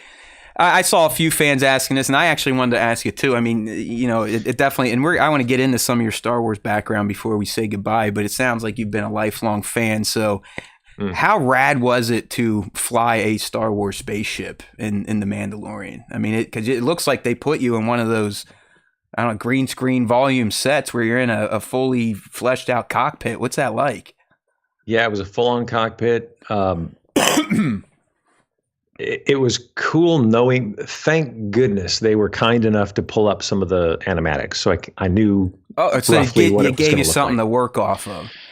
Yeah, because otherwise, as anyone who has ever said anything about working on a green screen can attest, like, it's really hard to kind of get into it because what are you doing? You're just imagining Watch something. Watch the Star Wars prequels. It's the right thing. Yeah. You literally are lost. It's hard to even know where to land. Like, what am I don't know what I'm looking at. So seeing the animatics helped lock me into it. Being in the thing, I was like asking everyone, can I push that button? Does anyone have anything established on these things? Can I flip that switch? And they're like, ish. Yeah, don't break it, damn it. The only thing I remember really being directed on is like slow down the movements a little bit, because I was like, oh, we're in a race car. Let's like whip the controls here and there. And I think they wanted to be able to choose, at what point they would edit out to the fast stuff. Okay. But I wasn't really responsible for the speed of the ship. Got you. Yeah. So it was tons is of someone fun. directing you like, turn this way, turn that way, get a little more violent with the yoke? I mean, it's just all verbal, essentially. Pretty specific. Like, they knew, because they had plotted it out already, that I was being slotted into that. So they knew that they needed me to look here, that one of my guys was going to blow up and I needed to react to it, that I needed to turn over here and aim down. Like, it was and that's all like on hydraulics, I'm assuming, that are programmed to the action beats in terms of like, toss and turning you the ways the ship should be banking. For that one, No, we were not on a gimbal for that one. We were just on a platform. Okay. So any of that went to, as soon as we cut to the CG parts in space, that was the motion for that one. Right. Or, whatever I was doing, which ironically, and now I did it, but this is one of those things when I see it, I'm like, oh man, why'd you do that? I'm guilty. I did it too. I'm in a spaceship. I'm leaning inside the spaceship. Right. There's no point to lean No. inside the spaceship. Nah. The spaceship's just going to turn, and I'm just going to be doing this. Yeah, it's like But you're in it a looks go-kart better or something. For some reason, for you to go like, woof, I'm turning left. So That's hilarious. I was guilty. Oh, that is hilarious. This one's coming from one of our channel members, Marty. League of Extraordinary Sixers is asking, she saw you on your socials, you're putting together a Skeleton Crew Lego set. So are you a collector of Lego or other collectibles? I would not say I'm a collector. Okay. I would say I absolutely love building Lego. I built models as a kid. I had a bunch of Lego, but not a collector. I just don't. I'm in that stage of like, I love building it and I love seeing them and I love checking out how they were designed to do what they do. And then I'm stuck. I don't know what to do with it after that. Do I stick it on a shelf? Do I tear it apart?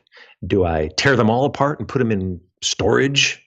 Like, I don't know what to do with them anymore. That's a healthy way to approach it, because I don't know if you can see my area a little bit. It's a little closed off. I got the Skeleton Crews here. It's a sickness. Yep. It's a sickness, my friend. I got Star Wars Barbie dolls all over the place, just sitting on shelves, getting dusty. It's a nightmare, but it's just like, I mean, it's how I grew up. My dad was kind of a collector, and it's kind of my way to, I guess, honor my appreciation of something I dig, like Star Wars. So yeah. Well, I love seeing people's setups, like whether it be Instagram people or things on YouTube where the background's like, there are rooms devoted to, and like IKEA furniture purchased specifically for, and lighting. Those shelves, man, those glass shelves from IKEA. Yeah. Us Star Wars collectors know them well. There's no doubt about it. Let's kind of go back a little bit. This is a good question again from a channel member, Abby Sky here. What initially kind of drew you to creature acting, and what is the most difficult prosthetic you had to kind of emote in or be in? Yeah. It wasn't any conscious effort or direction I took. It was more just the opportunities that pop up when you're figuring out the acting career. You either achieve some success as an actor with an audition, or you sneak in via like doing background work. If you aspire to be an actor, you can start doing background to kind of learn how to be on a set while you're also training and trying to get auditions. So I was doing that, getting my union card back in the day. Oh, yeah. And then I fell into a background gig on Star Trek Insurrection, and I was there for a couple of months and proved myself as a respectful patient, like they could rely on me to not screw around. Did you get to meet Sir Pat on that set?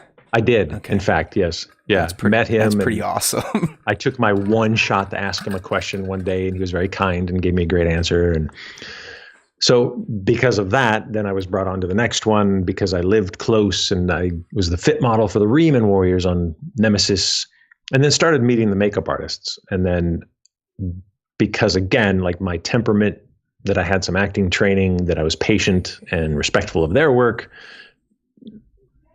word gets around. So that's kind of how this niche started developing, is I really genuinely loved what these makeup artists were up to. And I would ask, I was like, can I do more? Like, what can I do to be useful to you guys? And did some demos for some of the trade shows. And then eventually word gets around like, hey, there's a need for a tall, skinny guy. We heard there's this guy named Marty, and can he do this? And one thing leads to another. And then over time, the niche deepens and suddenly you're known as like a creature suit guy, but it was never intentional. Do you find yourself these days getting called more because of your reputation than you actually having, your agent or your manager go out and find roles for you? Is it more just like, hey, Marty, let's get him on the line. He's perfect for this. Has it become more of that now through, just all your years in the network you've built up? Yeah, the vast majority of the work that I've done has been because of these professional friendships that I've fostered over the years and their understanding of what I bring to it. Is there any other Disney properties that you've been a part of, Marty? I'm trying to think. Disney properties? Yeah, I think it's just Star Wars up until this point. Does Timmy Failure, was that a Disney? I don't know. The one with the imaginary polar bear? I don't know. So I've lived in LA, I've worked in New York, I've worked and lived in the Pacific Northwest, and they shot this movie, Timmy Failure and something. And it was about a little kid. It was based on a book series, little kid and his imaginary polar bear friend. And a makeup artist friend of mine who lives up in Portland said, "Hey, we're doing this thing. They've got a guy to be in the bear reference suit, but I need a guy to help the guy like take the suit off and like just manage stuff." So I ended up working kind of behind the scenes on that show. So technically, I think, yes, that might be the other Disney thing I've been a part of. All right. Hopefully there's some young people out there listening to what Marty's telling you. I mean, and I might have some clue about what he's rambling on about. Well, no, listen, I mean, I'm a teacher in my other life, and I'm always trying to convince my students, like, hey, it's not necessarily always about your technical skills. It's really a soft skills, just meeting people, networking, adding to your personal network. And as you're hearing from Marti, I mean, that's really how it all came to be. He had an interest in acting and makeup and stuff, and just got himself to those places, started asking the right questions, and things just start to happen, right? It's huge. And if my younger self were listening to my older self now saying that, I probably wouldn't believe it, because my younger self was like, oh, I'm just going to do this all by myself. Yeah. And suddenly, somehow, get a lot of work. It's going to work. Yeah. But it really, really, really is about and not like as a ploy, to get what you want, but like just being cool and developing relationships and friendships with people because you're interested. Correct. Being interested in what everybody does on a set makes you more valuable than the most talented actor type. You just want to be cool to work with. You just want to be reliable, and you want to be personable. And because word travels fast in Hollywood, I'd imagine, from a set. Like if someone's a jerk or a pain to work with, I mean, they're pretty much cut off from that person's network of director friends, producers, or whatnot. Sure. Yeah. And I've seen that from, the words that I've heard in makeup trailers, because that's a pretty small world too. Yeah. These artists who are phenomenal in their own rights travel around and come to these different shows, and sometimes they'll group up on a big job, and then they'll all dissipate and group up on another job. So it's everybody knows. Yeah, I learned that about everybody, because like I said, my buddy, he's been out there 20 plus years in stunts, and it's the same thing in the stunt industry. It's like they form almost like groups.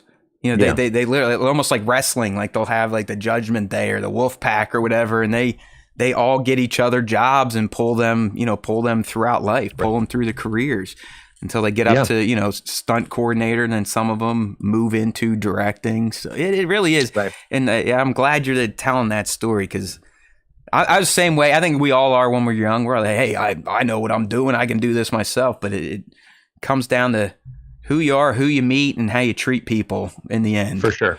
100%. Yeah, in fact, I've been pondering, as I'm now finally recognizing that it's hard for me to admit this, but when I look in the mirror, it confirms it, that I am getting to an age where contribution back is becoming the thing.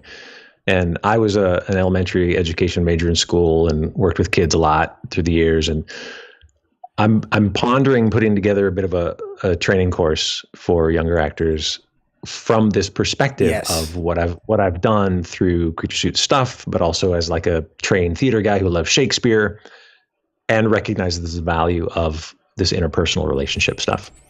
And especially now that the internet has kind of like put a real dent in our ability to be socially attuned. Right. I feel like there's a really good opportunity to kind of clue kids in on what it really takes. Awesome. Hey, if you ever want to start developing curriculum, hit me up. Well, now that I know, like let's go. Let's talk after. Yeah, let's go. This is happening. I mean, I didn't want to like tell anyone that. I'm glad no one's listening, but I think that'd be a really smart thing to do. I love it. We got someone asking if you're in R-rated content. Just go look at his horror movie work. I'm in any? Yeah, I mean, just go look at it. Look at his IMDb. I mean, Smile, Evil. Wasn't my choice. Yeah, I mean, I just said yes to a gig. Yeah, I mean, he's Mr. Rated R. Come on, go check that out. He's plenty of R-rated roles out there. For sure. When you are portraying these characters and you're under these heavy prosthetics, what is the biggest challenge? Is it just staying focused, not kind of letting the makeup and the weight of it get to you? Yeah, the biggest challenge is remembering everything you need to do for the scene as an actor while managing your own personal needs because of the restrictions oftentimes of the makeups, or some of these creature suits are really hot. So you're going to be hot and sweaty all day. And if you go outside, all that sweat is suddenly going to be really cold. There's a lot of extremes in it. Or, something might be, you'd be surprised at how like a little bit of a bend in the cartilage of your ear could feel after 10 hours. Yeah. Oh man. The worst pain ever is like the littlest like. Did you ever get cauliflower ear from that then? Because I mean that can happen if it's. No, thank goodness. No, I would do anything I could to figure out in the suit, and this is kind of going towards your question, but like every suit has something where you can a trick. Kind of like get a little bit of air into the crotch hole on this one by going with your shoulders, and it'll like suck in a little bit of air and push it out. The bellows trick is really important for creature suits to try to get some air in, but. Yeah, that's the biggest thing is like figuring out, if you can, and over time you learn, what the biggest thing is that's going to be your thorn in your side for that day in that suit. That makes sense because, like you said, you got to focus on eventually bringing a character to life. But you, as a human, your brain, that in there is probably like, shit, this hurts. Like all I can focus on is my cartilage killing me right now, and that could affect your performance. Right. So I get that, which is a real trick in that interpersonal thing too. When you're young and you don't want to say no to anything, you want to be like, yeah, I'll do anything. Yeah, I'll stand here for 18 hours in a hot box. Yeah, right. And you might be afraid to ask for something. Like when I was young, I was afraid to ask for anything. Getting woozy, right? You're like, ooh. Do you remember the Land of the Lost movie with Will Ferrell? Yeah. So I was a slee stack in that. Okay. Those suits were head to toe. The second they popped the eyes on, you would just fog over. It was incredibly hot. And the first few days, they hadn't quite worked out how cold they needed to have the stage to accommodate us. I remember the first day, everyone was like, I'm not going to be the first one to pass out. Nope. It's just a bunch of toughy tough. Yeah, right. To go. Like, that's ridiculous. Everyone should have been like, you know what? We're all going to pass out. Can you crank it down? Yeah, let's go. Like, hey, we're all here to have fun and maybe get another role, but we don't want to die. Yeah, it's always reasonable to state something reasonably about your health, comfort, safety. More great advice for those of you looking to break into the biz as a creature actor. Speaking of all your non-human characters you brought to life, Marty, do you have a personal favorite? You don't have to say Vane just because you're on a Star Wars show, but do you have one that you're like, damn, I love that character? I typically bounce between a couple few, and they're some of the more recent ones because I've gotten the opportunity to do more of what I always trained to do, which is character performance as an actor. So clearly Vane, because there's stuff to do. Yeah. And the Vulture Judge in Red One, that was an opportunity. I got to explain the rules of the game. So there was stuff to do in a beautiful makeup that. Yeah, it was wild. That thing was so textury, but it moved so well. Didn't you? You had like full wings too, didn't you? Almost. Oh yeah. These really beautiful, elaborate wings that would attach, and these big talon fingers, and that was an amazing bird. And then probably also kind of along the same lines is this character George, which was the first character introduced on that show Evil, that ran 4 seasons on Paramount Plus and now is coming to Netflix. Excellent. But George was this kind of dream demon character who creeps up on the lead and introduces himself as George, who will be now harassing him. Oh, freaky deaky. Yeah, for sure. But tons of fun because there's opportunity to do stuff. So anything like that? Out of the genres you act in, do you prefer one over the other? I mean, do you tend to gravitate towards horror, or do you like the sci-fi fantasy stuff better? I'm not a fan of horror. I don't dig it too much. Right. I like smart anything, intelligent writing, beautiful production, anything along that. I don't really care so much about the genre. I love sci-fi. I'm watching Silo right now. I think that qualifies as sci-fi. Yeah, I need to get sci-fi. back to season 2. Oh, start season 2. I'm kind of letting it build up. I'm assuming is it fully finished? I think, what's the date today? I think they just finished season 2. All right. Yeah, I'm all excited. And in fact, now we're on another track here. Last night there was a talk with Hugh, the writer of the books, and Amor Tolls, who wrote Gentleman in Moscow, which was also produced with Ewan McGregor in the lead for that TV show, talking about the writing process and then what it's like to have your written work be transformed into a TV show. So for you sci-fi buffs, go check that out. All right. Well, but yeah, sci-fi is great. I love it. Did we get to the question? You said something about like favorite character in that. Yeah, no, you nailed it. You got it down. You hit it. Hardest makeup. That was the one that we didn't get to. All right. Sleepy Hollow, older show, used to be on Fox TV. Another like a monster of the week kind of a thing. There was one when the character Moloch, which was like the big bad that we kind of saw sporadically throughout the series, he finally got into the world toward the end, and it was this beautiful inky black horns, hooves, phenomenal, difficult. It was 20 plus silicone appliances. I was head to toe painted black. Ooh. Full scleral eyeballs and massive teeth and this horn apparatus that I had to hold up, and I was balancing up on my toes to make the hooves work. Outdoor location at night. Yeah, tricky. That sounds like an experience, if anything. Yeah. You're basically being forced to walk in heels in a prosthetic suit outside. Can't be fun. Off you go, Marty. Yeah. Yeah, they're asking, so Vane survived. Where have you guys been? Of course, Vane is alive. We didn't see a body. You know how it goes in Star Wars. Vane lives. We'll start getting shirts printed, right? Frodo lives, Vane lives. Same thing. Yeah. Let's get it going. Hashtag Vane lives. He didn't explode. I saw no Vane explosions. Well, Marty, not quite done yet. Sure. We got some rapid fire. I call them icebreakers, even though they're at the end of the interview. That's just because you're a fantastic gentleman to talk to. We've been kind of just riffing. Thanks, brother. Riffing since we went live. You've almost given me 2 hours of your night, so I cannot thank you enough for that. But before I let you go, I just want to rip a couple quick ones here to kind of figure out your Star Wars fandom and then what Marty's doing right now as a human. Okay. And then we'll let you go. But again, I just appreciate you being here for the Star Wars Time Show and our little audience. They're loving it. I can tell you they're loving it. It's been a treat. They are loving it. Treat. So, Marty, is it safe to say you're a lifelong Star Wars fan? Sounds like it. Sounded you were there at 7 and it just never let a hold of you. I would say medium Star Wars fan. Okay. I love Star Wars, but I've not... time. It's hard to love a lot of stuff and really, really, really deep dive. So I've read a few of the books, not really dipped into the comics. It took a friend pestering me to watch Clone Wars numerous times before I finally was watching it and like, oh God, that's what he was talking about. Of course, this is great. Thank you. Yeah, but love the movies. You know, I can listen to people's quibbles about this sequels or this prequels and kind of understand where everyone's coming from, but I don't care because it's part of Star Wars. Yeah, Star Wars. So, it's all Star Wars in the end. Yeah. What's your favorite Star Wars movie then? Empire. All right.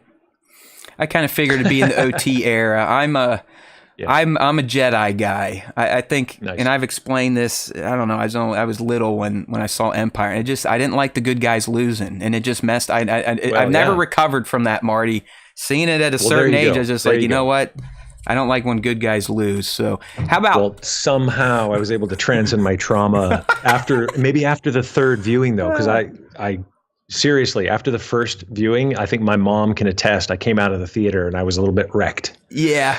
Do you remember getting? Good. So you saw it live in theater. What was it like to get the Vader reveal to Luke? I mean, were you just like, holy crap, as a little kid, or did it make sense to you? I mean, did it resonate that moment? I don't think I was able to process it. I think I was in shock, and then for the rest of the movie, I'm like, wait a minute, no, how's that going to work? No. And then they all just split away from each other. Yeah. It seems like all the movies I knew, you come together. Yeah. And then somehow there's a nice tidy bow. And that's what I mean, man. That movie can mess with you if you're young. It can mess with you. Yeah, it did. It was probably the first movie I saw that made me start thinking a little more adult thoughts about like the world and mortality. And Wow. yeah, it was pretty earth shaking. That's awesome. Do you have a standout moment from the franchise, like a scene that you just like, yeah, I love that. I love that part of Star Wars. I just talked about this with someone recently, and yeah, I've got to say it again because it is part of that. It's part of Empire Strikes Back, and it's what always points out to me really effective storytelling, which isn't someone just going and saying everything. I want to see it. I want to see it read on someone's face, and I want to understand the emotion they're feeling because then I feel it. This is the experience I think we're all looking for. This is why Skeleton Crew was so effective. It made me feel like it felt to be a kid. But the moment in Empire Strikes Back, early on, when they're on Hoth, Luke's out in the snow, Han Solo's going to find him. It's getting dark. The temperatures are dropping rapidly. We have to close the blast doors, shield doors. And that was the first inkling as a kid. I'm like, wait a minute, no. You can't close the doors. The guys are out there and the doors are closing anyway. The doors didn't care what I thought. And you see it on Leia's face. Even C-3PO, bless his little heart, he tried to help, but he couldn't. Yeah. And Chewie, it's Chewie. That yell, man. It's Chewie's moment. He knows what's happening. He yells, and then the absolute icing on the cake is the lean forward when he like dunks his head on the ladder and goes, and he whimpers. Oh, it can bring a tear to my eye today. Now you talk about Chewbacca. I mean, essentially, Peter Mayhew he's a creature performer, right? I mean, yeah. I mean, is that someone you could look up to, or did you ever think about that, make that connection? Like, hey, man, look at this guy. Yeah, I never thought that I could reach out, but that would have been an interesting thing to be, because I think I never wanted to be like, oh, I'm fanning someone. But I think when you express genuine appreciation for someone's work in a sincere way, anyone worth their salt is going to respect and respond to that. Okay. And yeah, I think that it wasn't a conscious thing when I was getting into it. I was like, oh, I'm going to be Peter Mayhew now. But yeah, like now I can understand what that guy went through and what he brought to that character, because that was difficult. It was all physical, right? I mean, it's all, everything he does is all emoting through motion versus words. Yeah. What he could do with his eyes, what he could do with his body. It wasn't his mouth, so he didn't have a lot of control over, like, you know, he barely even moved back then. They didn't quite have the prosthetics that you all get to wear now. So yeah. Well, you already kind of answered this one. It sounds like you're currently binging on Silo. I was going to ask you what you're currently watching these days, but I think we got that out of the way. It's the S shows. I'm dipping back into Silo and C. I'm watching C.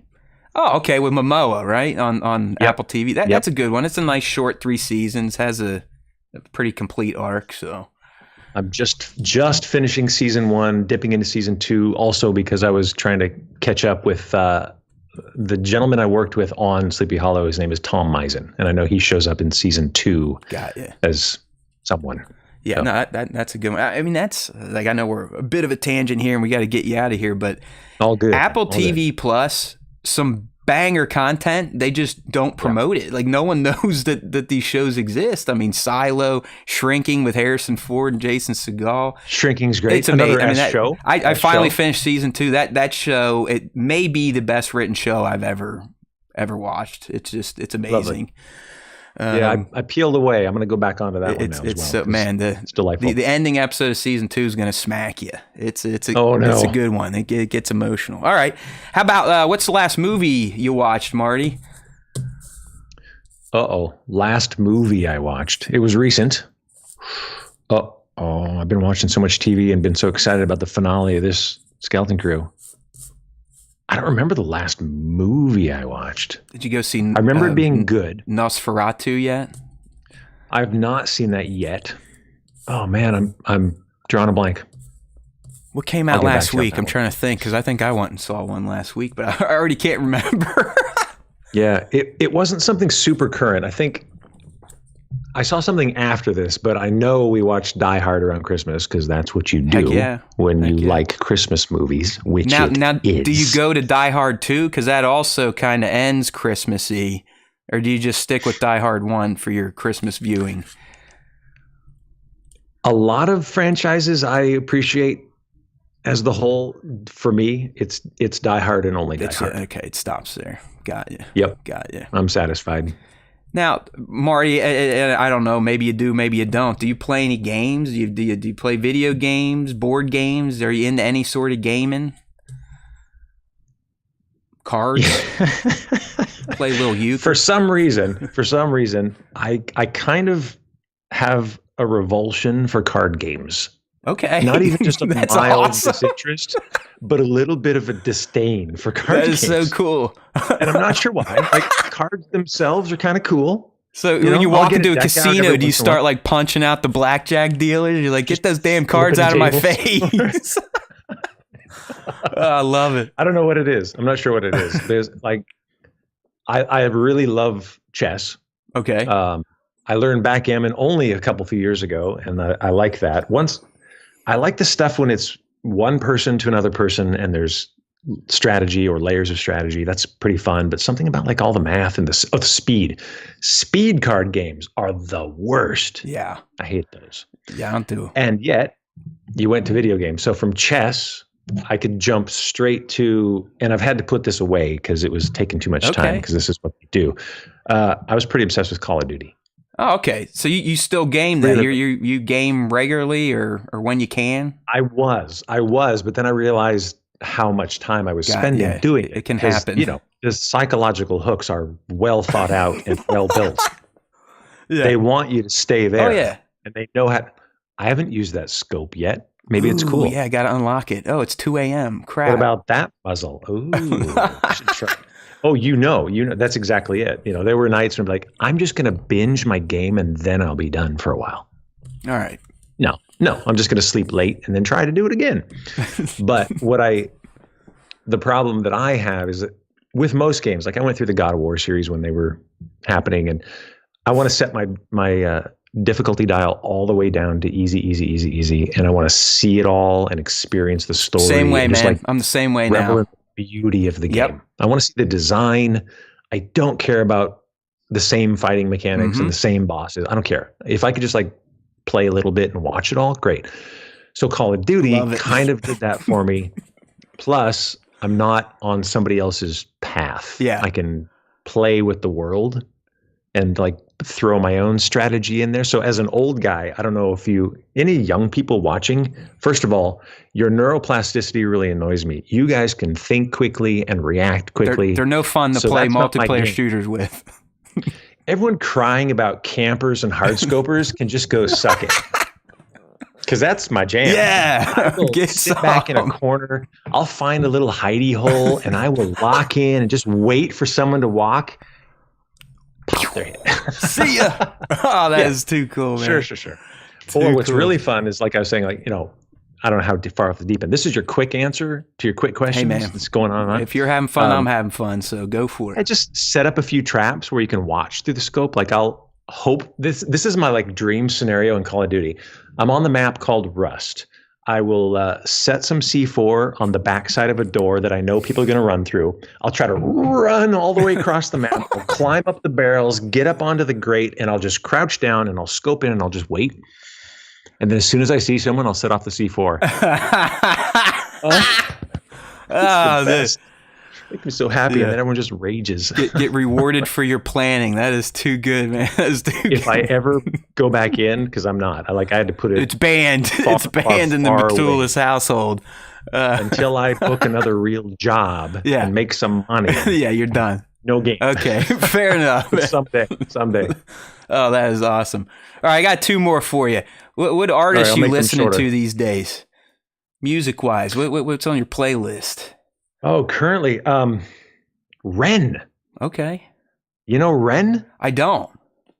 What? I don't even know if he goes by any more name than Ren, but Ren is all you need. Get on All right. Spotify or YouTube. I'll Actually, check go to that YouTube. out. Deep dive Ren. What sort of This genre are we dude. talking about? What is this Ren? I wouldn't know how to categorize. Oh, okay. He can rap. He can sing. He's a guitar player. I'm down. He's a storyteller. He's gone through some serious trauma, and he's a young guy. and his heart is just ripping out every song that he Oh sings. boy. It's incredible. Okay. It's incredible. Is it the type of music you like to maybe go to when you want to feel a little sad, or is it, just makes you want to think? It's more like maybe you want to listen to it if you want to process some anger with a lot of heart. Okay. Excellent. Ren, It's not a relaxing thing. It's more like, oh, you did it. Or, I can feel he's that. still going through it. Oh, All right. he hit that note on that guitar with his voice. There's something cathartic about it, but also it's a very intense. It's intense. I will definitely check out Ren right after this. And my last question for you, Marty. Yeah. Do you even care about sports? And if you do you have a favorite sports team or teams? Nope. All right. Fair enough. I used to keep up a little bit. What I enjoyed the most when I was watching more is men's tennis, All right. singles. Because Excellent. again, kind of like chess, I Yeah. could see what was going on, 1v1. appreciate the strategy, the responses, the attacks.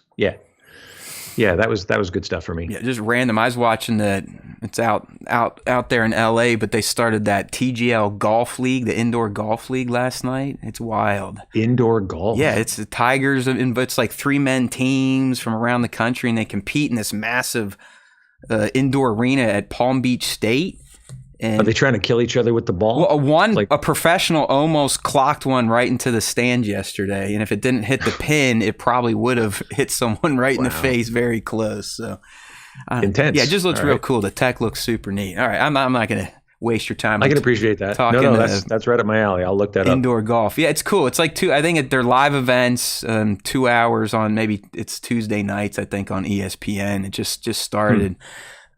Tigers and all the big names are involved, but it's like I need this simulator in my backyard. I mean, it is massive. I mean, they're hitting into like a legitimate IMAX screen. It is pretty neat. All right, Marty. Well, we started on Star Wars and Skeleton Crew. We ended on indoor golf. It was a wide-ranging discussion that I thoroughly appreciate. I mean, this gentleman essentially spent 2.5 hours with me. He was here a little bit before the show, and then 2 hours on, and I cannot thank you enough. I had a fantastic time, great conversation, and when Skeleton Crew Season 2 gets announced, we'd love to chat with you again when we learn that Vane has lived and he's working on getting out of a New Republic prison. I want to see that. Yeah. Let's do that. Yeah, you Gunther, and some of the other pirates that got stuck on that and have like a breakout film. I do want to see them just trying to work out their daily routines, like who gets to brush their teeth first. I bet it gets a little tense in those bathrooms with space pirates. All right, Marty, thank you again. Make sure to check him out. Marti Matulis. He's at Marti Matulis on Instagram. You can see him in Mandalorian as Vane, Skeleton Crew as Vane, and all sorts of creatures in American Horror Story, Teen Wolf, Studio 666, Evil, Smile. He's everywhere. Been doing it for 20 years. He is the best at bringing those monsters, those creatures, those space aliens to life. Thank you again, Marty. I appreciate you. Have a good rest of your night. Thanks, brother. Right. Appreciate you. See you, man. Woo-wee. All right, people. I was not expecting that, but I'll take it. It didn't really matter that Nick didn't show up today, huh? We just spent over 2 hours talking with Vane, the space pirate from Skeleton Crew. So that was pretty great. Thank you again there, Justin, my pal. That was just a great hookup and access there. All right, people. That was awesome. Let me hit Marty real quick through Skype, just to let him know he was awesome. All right, so that was cool. Well, heck, man, it's already it's already 7 o'clock. We've already been doing, Marty and I, now just myself and the mouse I keep in my pocket to call myself for 2 hours talking a lot. I feel kind of whooped. I don't know if I can actually do a full-on Skeleton Crew Episode 8 breakdown the way I want to. It wouldn't be as fun anyways without Nick, so I might just briefly talk a little bit about Skeleton Crew finale. Obviously, my long-form My long form review is out there on YouTube right now. I'd love for everyone to go check it out. Give it a like, leave it some comments. Let's try to get this one up into the thousands, just like all of my other Skeleton Crew breakdowns have kind of shaked out. So great stuff there. Yeah, Star Wars Order. We use Skype. It's an easy way to pull people into OBS and then broadcast them to YouTube. Not a main. Yeah, I don't know about special episode tomorrow there, Rory Schmidt. But we'll see. We'll see. Like I said, I am a little fatigued. Today was a long day. I'm back at real work, so I had to get up extra early to do my finale breakdown.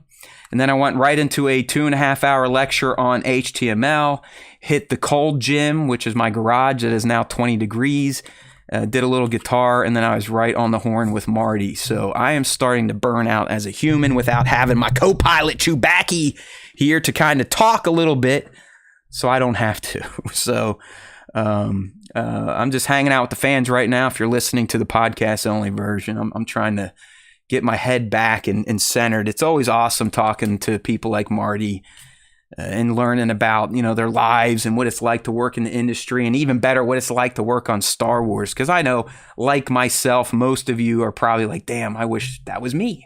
I wish I got to do what Ravi got to do, or what Marty is getting to do. And, I feel the same way. So it's so cool to talk to these people.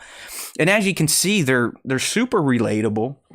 They're personable. They got great stories. And I think Marty really had a lot of good advice here for people in general. You don't even have to be an actor, a creature actor. Just what are you talking about, just talking to people, being nice, asking questions, learning new things.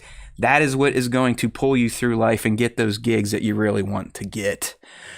Yeah, Star Wars Order, that would be nice. Star Wars Order in the live chat saying, who's next? George Lucas? Hey, you never know. I'll ask, right? I'm never afraid to ask. It's just a no, if you know what I mean. And no's never hurt. I used to be scared of no's, but these days it's like, oh, well, who cares, right? A no is a no. It's not going to kill me. All right, so let's do a little bit about this. I will briefly talk about Skeleton Crew, the finale, and I'm going to save the really deep stuff for next week when Nick's back. It's just more fun for me. I'm sorry. I know it's going to be a week stale, and no one's probably going to hear about it. We usually do our new Star Wars show Punch-Out episode a week after their finale airs, but maybe we'll double it up next week, revisit our preseason prediction in once, and also have a deeper dive into episode 8. But as you heard me, if you've watched my YouTube review, or if you just heard Marty and I talking, I loved it. I really thought it was a damn near perfect finale. Like most of you, yes, I'm greedy. I wish there was a few more minutes. Give us the 50 minutes that were teased last week. But I still think it did its job. I mean, in my opinion, as I told Marty, it wrapped all of the plot threads that I was talking about all season long. I feel like I got what I needed to know about At-Aten and why it was special, why it was hidden, what was going on there, what's going on with the supervisor. If you notice, a lot of our predictions kind of rang true. We got the call back on Neil using the turret. Got the call back, or the supervisor truly was just AI. And sometimes I think we were like, oh, I need a deeper explanation. And it's like, no, I mean, if you understand computer science and programming and droids and AI, those supervisors, they had one job. And you heard it from this supervisor here. Must, as it was dying, what was it saying? Must protect the mint. That's all these supervisors cared about. They didn't care about what was happening in the galaxy. I mean, we learned that the supervisor knew the Republic basically was gone. Last communication was, over 30 years ago. It didn't care. All it cared about was keeping the mint safe and keeping the people producing. So it made sense why this planet was lost, why the people that lived on the planet were stuck essentially in a loop for generations, as we learned, and how they knew it and they accepted it. Right? Remember? I mean, Farah, when Jod's like, your leader is a droid, and she's like, the great work decrees it. So, I mean, the At-Aten people, due to the great work, due to the supervisor, and really just being kind of kept in this hidden their own little world, not knowing what was going on the outside, they accepted it, and they felt like they were making a sacrifice, a contribution to the galaxy. It reminded me, it was almost like they were almost like religious zealots almost. They were so committed to the great work that they knew they were being controlled and told what to do, what jobs they could be by a droid. We got another one. It's like, okay, how's this Jod guy know how to use the Force? And does he even know how to use the Force? And now we know he does. And it lines up with kind of what I was teasing in the preseason when I found this listing for a Jedi Nina in the Wood. Now, it wasn't his mom, it wasn't his sister, but it was a female Jedi that found him as a kid that was on his own, saw potential in him, trained him, and unfortunately could not finish the training before the Purge caught up to her. So, and the last one, probably the silliest, was Takranad, right? You know, what happened? Was he the AI? Is he the one that made AT-AT the way it is and made sure it was lost and that they just kept producing credits? No. In the end, people, SM-33 told us the truth. Takranad died on the Onyx Cinder. He never got a damn credit. I mean, literally, that mutiny en route to AT-AT was it. I mean, they mutinied and the ship probably crashed and there we go. So we got those answers. We got wonderful performances from the kids again, Ravi in particular, especially at the end when, you know, he's kind of looking towards his future. I thought that was really well done. Ryan as well. The destruction of the barrier, the arrival of the B-Wings as a nice little Easter egg reference here. They actually used their quad cannons, you know what I mean? That was pretty awesome. So to me, yes, I would have liked a longer episode. Yes, I would have liked maybe a little bit of an epilogue, but if you think about it, it ended damn near perfectly. I mean, it really was. We had things wrapped up. All the kids grew. The parents even grew here in the last episode, and it was just Skeleton Crew, well done from start to finish. It is sad that it's not getting the eyes that it deserves, but this is one show, kind of like The Mandalorian, where it's like, no, let's run this back. Let's keep this going. Let's get a season 2. You know, let's keep this cast together. Let's keep this world together. You know, let's branch them out into the open galaxy now that AT-AT has been forced to kind of return to reality. I mean, if you think about it, there's tons of potential now for AT-AT and how it plays into the New Republic now. Is Thrawn going to get wind of it? Is he going to want to go and try and get all those credits? So I think it was a great show. It ended on a great note. And I'm not really necessarily knocking the Acolyte, but that was a show that was billed to kind of be, hey, it's limited and whatever's brought up in season 1 will be resolved. And it wasn't. And unfortunately, that show got canceled. So now we're all left kind of going, well, shit. What's going to happen with Plagueis? What is going on with Kamir? You know, what is going on with Vernestra? It's just like, that's gone. But that's not the case with Skeleton Crew. If they don't get a season 2, guess what? We got everything we could ask for in season 1, and that's a testament to Chris Ford and John Watts and the cast and crew and all the directors they brought in. It was good stuff. It was good stuff. And like Marty said, I think I might go and rewatch it all now that I can just enjoy it. I don't have to worry about processing it and looking for nuance to craft theories over. So I'm pretty pumped. Hey there, we got, what is this? Light Blinded FO. Your name's a little bit cut off. What are we saying here? Oh, Light Blinded Fool saying predictions for S2 and how this will affect the greater Star Wars universe. New Republic gets the funding to go properly take out the bad guys. Yeah, I guess Light Blinded, I was kind of riffing on that. Clearly, the New Republic's going to move in here. I mean, they already brought a CR-90 Corvette. That typically is going to have like the diplomatic personnel to start talking to a new not a new civilization, but a new planet, a new people. I mean, clearly the citizens of At-Aten are going to be shell-shocked after the events of the finale.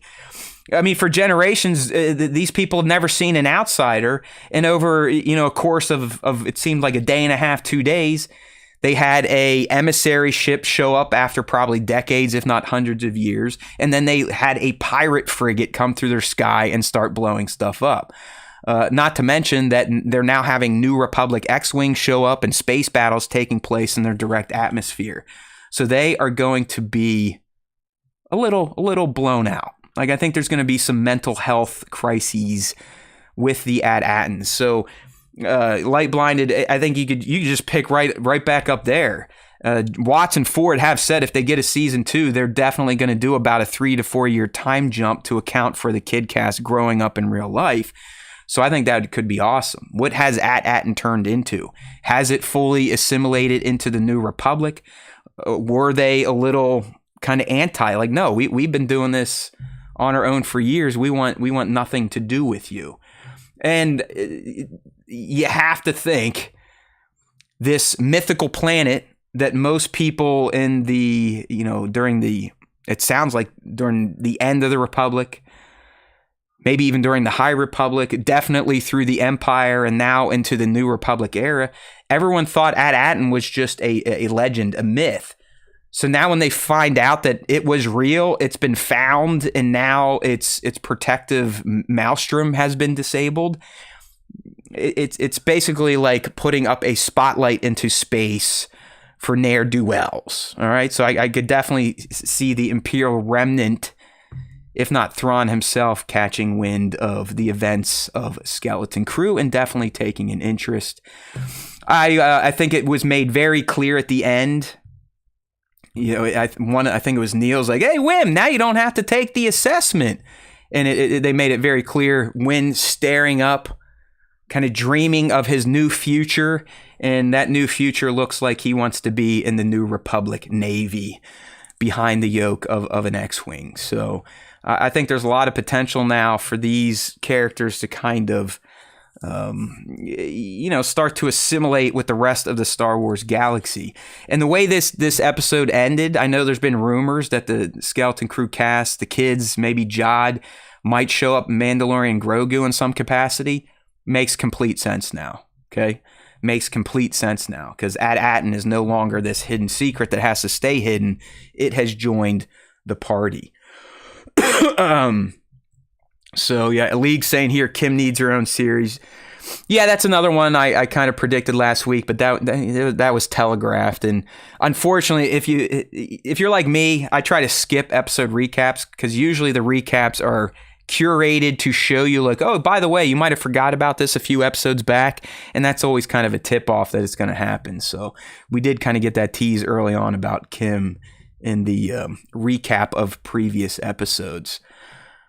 So I go way deeper into my thoughts on At-Aten, when it disappeared and all that fun stuff in my full review up on youtube.com/Star Wars Time Show. So just to spare my vocal cords and my body and my brain a bit, I'm probably going to chill on the rest of breaking down Skeleton Crew. By all means, we'll come back to the finale next week so I can talk to young Nick about his thoughts. We got to figure out what my partner with the SWTS thought. And I obviously I have some questions to ask him. If you're new here, we have a part of our breakdown because we're smart. We use big words here on the Star Wars Time Show. So at this point in time, I'm going to go ahead and I'm going to bring us over to the fan segment. It's going to be a little different. Because Nick has been so ill, we did not do the top 5 this week. So apologies to all you talented artists out there that were, putting your submissions in. It definitely didn't happen this week. We'll get the top 5 going again next week. But I figured might as well go ahead and do some Ask Us Anything and then Question of the Week, and then we will say goodbye. It's been real, people. Love all you diehards in here. Appreciate you. League's been in here. Star Wars Orders becoming a regular. Appreciate you. Good to see you. It looks like a new one in here. Light Blinded Fool. We were just chatting. Of course, Bat, Divided. Nova was in here. Sir Dork earlier. Cole Cowan showed up. love seeing the regulars. Let's just keep it going. I know we're rolling out a new Star Wars, so we're probably going to lose some of the strange that could fall in here, but hopefully out of all these new subs we've added, some people have decided to stick around and start getting into the lives. All right, so let me go ahead and get my screen shifted up here. We'll do a little Ask Us Anything question of the week, and then I'm going to put this show to bed, my friends. It's been a fun one. But I'm sorry, I'm getting exhausted. I really am. I really am getting exhausted. All right, here we go. We'll start with some questions here. Let me pull up my handy dandy board. Browser, you go away. Slack, you come up. Oh, come on. Why you do that, vertical stream? My vertical stream always doesn't want to show the right window. All right, not Skype. How about Slack? Okay, here we go. That's right. League saying Andor is next. That's coming April 22, I believe. Yeah, guess what? That's I'm already starting to stress out about that because that show's 12 episodes long. So we're looking at minimum 3 months of coverage. 3 months of coverage. That means 3 months of my dead ass spending a lot of time making Star Wars content that may or may not be viewed. Now, if it pans out like Skeleton Crew and my breakdowns are getting, 3, 4, 5, 6, 7, 1, I believe went over 13,000. Yeah, then I'll get into it. But the problem here, just like this damn show, having 2 episodes kind of play over the holiday break, I'm going to be at the beach for 2 weeks of Andor's broadcast, and I'm already starting to feel the anxiety, my friends. Already starting to feel the anxiety, so we'll see. All right, here we go. This question is coming from Rippick__tan. What do you think happens to at now? Hopefully you've been listening, Rippick, because I think I just did all that. I think the New Republic kind of brings it in, kind of sets up some triage to help the people. They'll definitely kind of do that. Oh yeah, hey, we're gonna protect you thing. But yeah, sure, they're gonna want some of those credits. I think the bad guys, it'll come up on their radar, and it could be a bit of a plot point in the Mandalorian Grogu movie now that it is open to the galaxy. So I'll leave it at that. All right, sorry, a little ill here. This one's coming from Abigail Sky, our friend Divided Skywalker on YouTube. If your pets could speak, what would they say about you? Okay, well, my pets do speak, so I know exactly what they say. I am essentially their personal God, their Jesus Christ. The ground I walk on, they worship. They love me. They tell me they love me all the time. They want to be with me at all times. Female cat Leia, for most of the day, wants to give me a hemorrhoid, so she sits behind me and makes me sit on the edge of the seat. She always thanks me for that. But I really think my pets would be like, you know what? This is the greatest tall meat bag that has ever pet us. He takes care of us. He talks to us. He lets us sleep in bed while he's herkle-durkling in the morning. He gives us our treats in the morning and in the evening. And he scoops the poop out of our pretty litter. So yes, Leia the girl and Stripes the boy. They love their, as I say, their own personal Jeebus H. Christo. Okay, next question. We've got from Scion XTC. You're stranded on an island. Okay. What's the one thing you take with you? Holy crap, I only get one thing. I only get one thing on an island. This is kind of a cheat, but Scion, you leave it pretty open. I'm bringing a fully staffed, never run out of food kitchen Chipotle. Boom! No better answer. Okay? I'm on an island, I'm stranded, and I have a whole damn Chipotle to myself. All right? And like I said, it's magical. The ingredients never run out. They always stay fresh. I can just sit there and make burritos nonstop. And they have all their special meats. They're not limited time only anymore on my island. Brisket isn't going away next week on my Chipotle Island restaurant. All the meats.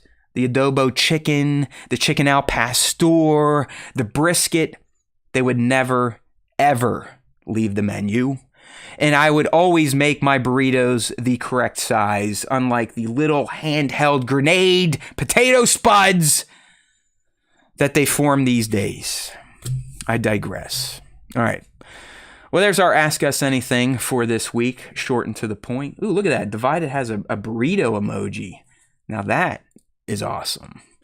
I don't even think that's a channel perk. Light blinded fools. I'd bring a helicopter. Okay, that might beat my Chipotle answer there. Light blinded. I like that. See, I'm playing checkers. You're playing chess. You know what I mean? All right. Let's just skip over to the question of the week responses. We do it every week. We put it up on all of our social networks. You just got to be following. Turn on those notifications. But we ask our fans a question for the week that's usually themed to whatever we're talking about on the show. So naturally, the past few weeks, we've been asking you all, hey, wait, do you like Skeleton Crew or do you not like Skeleton Crew? So this week, we asked them, what was your favorite or least favorite part of Skeleton Crew episode 8? Okay? And here we go. There we got Mary Antonia. Welcome to the stream. Yeah, okay, Mary must be a little bit on delay. Ravi was looking up. They're known as a CR-90 Corvette. It's the one that Leia was on back in A New Hope. They're sometimes referred to as blockade runners. Very iconic Star Wars ship. But now, let's get into our question of the week responses from our fans. First one coming from Bango. He's saying, hey, nothing specific, but I feel kinda underwhelmed. Not saying it was bad, but it felt a bit rushed. It could have used another 10 or 15 minutes closing the loop with Jod, etc. I've seen this, and honestly, I'm not going to call Bango a dumb idiot for that take. I don't think it's an idiotic take. And listen, in my Star Wars greed, sure, I would have loved another 10 or 15 minutes to get a little epilogue, but I still think the way it ended, we know what's going to happen to Jod. We and I kind of like it being somewhat open in nature, so... I dug it. I really thought the finale was titties, as we like to say sometimes.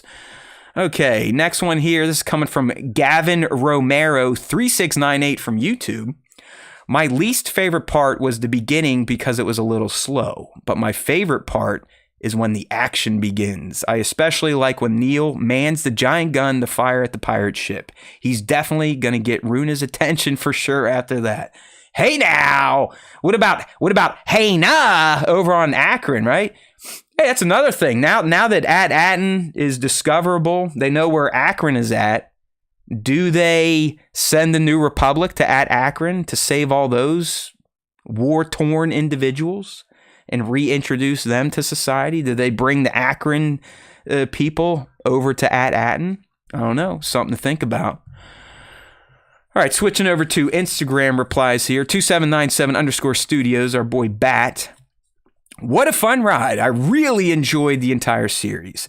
I got to be honest and say my favorite part was the fact that no heroes showed up to save the day. I know. I thought Mando was going to show up. I was wrong, and I'm glad. Watching the crew become their own heroes was a journey, and I loved it. SM-33 is still my favorite. Never underestimate a droid. I really think the show and these kids have a future in our galaxy far, far away. I don't know, people. I think I might be better at reading the question of the weeks than Nick. I'm a little more emotive, but I still think Nick is more fun when he does it, right? Nick is definitely more fun when he does the question of the week. I love listening to him read. I just do. I love that guy. All right, Johnny Osage Avenue. Hello, SWTS. That's us, by the way. I thought the final episode was good. It left lots of open ends to build on. True. The speeder bike scene was great. Definitely, it was one of my top moments. Super ET vibes. The piloting of KB and SM-33, very cool. I did like how They're just like, yeah, we'll just wire your head back on and you carry it in your crotch. That was kind of nice. I dig that. Very fitting for SM33. Anyways, Johnny goes on to say, but that pose of Wim with saber lit and Fern with fists clutched, it was so Han and Luke. I loved it. Again, this series was great. I don't always like kid actors, but these kids were amazing. LFG with season 2, Skeleton Crew, never say die. All right. Might be getting too emotive now. Excuse me. Up next, Rippick Tan. Favorite part is after Neil is blown off his bike, then rolls out of the way of the pirate searchlight. You know what? That's great, man. Good for you, Rippick. That was a great little moment. I love that. Little Neil doing his army roll. Fantastic. Growth for our little blue dude. All right, League of Extraordinary Sixers. The speed bike scenes were top notch. And we got another Neil bath time. He sure loves his Neil time. That is right. I know what I was doing all the time in the bathroom around Neil's age. So what is Neil really doing in there? Okay. How many bubbles do you really need in that tub, young man? All right, Scion XTC, great episode. I really like that it ended in such a way that we can get a second season or spin-offs, or it can end as is. Exactly. I feel satisfied, but still wanting more. This series was so well done and a breath of fresh air for Star Wars. Mando_mugshots. Not seen it yet, but hoping to before tonight's show. Well, Mando, hopefully you got to see it, and hopefully you were able to tune in for Marti, a.k.a. Vane Matulis. And last but not least, Harnesses Lightning. I liked when the crew of skeletons showed up. All right. Sounds good to me, my friends. That is Question of the Week. Like I said, if you want to get involved, make sure you're following us either on YouTube, Instagram, Twitter, TikTok. It doesn't matter. We're out there. Easiest way to find all of our socials, StarWarsTime.net. Just hit that website and you'll get yourself taken care of. All right, people. I think I might do it. I might do it for E340 of the SWTS. It's been real. Back-to-back weeks of killer guests. Fresh, right during an airing of new Star Wars. Never been done before in the Star Wars Time show, so it was awesome. I'm just going to keep the picture of my man Ravi up there. That kid has just left such a great impression on me. I can't say enough kind words about this young man, his family, and where I hope he ends up. I mean, this guy might be president one day. All right, mark my words. Might be president one day. And it's been nice, kind of. His team, whoever, they've been kind of letting us know that, hey, we see you guys still over the past week. And as someone that always needs his bucket filled and to feel seen. It's been nice to get those little notes from Team Ravi, so I appreciate that guy more than he probably understands at his age. But that was a core memory for me last week and this week, and another one of those life moments. It's like, you know what? Sweet. I'm glad I do this dumb shit. I'm glad I invest so much time down my basement thinking about Star Wars, talking about Star Wars, making content that seems people are starting to get to see a bit more. So it's been a fun ride with Skeleton Crew, but we're not done with it yet. Don't worry. Next week we'll come back, still talk some Skeleton Crew. We'll revisit our preseason predictions and wants. We'll get Nick's take on the finale, see how he's feeling. Hopefully he's not dead. And then I might have one more special Skeleton Crew episode planned for after that. I kind of want to do a longer form. What could happen next? With Nick, we'll do like a special topic thing maybe. So sub up, people. You don't want to miss a minute of the Star Wars Time show. And if you do miss the full show, it's always going to end up on YouTube, typically a few hours after we're done recording the live, and then it'll hit podcast platforms. Usually 12 to 16 hours after the live stream ends. So check us out. Hit us up over on StarWarsTime.net. That is our home base on the internet. Like I said earlier, easiest place to find all our socials and get linked up. We appreciate all the support out there. Those of you, if you're new here, if you've been here for a while and you're starting to like what we do and you think we deserve a little bit of bones, consider becoming a channel member, right? We want to unlock some more custom emojis for our channel members to use. So I think we need 3 more. We'd love for you to give it a thought, right?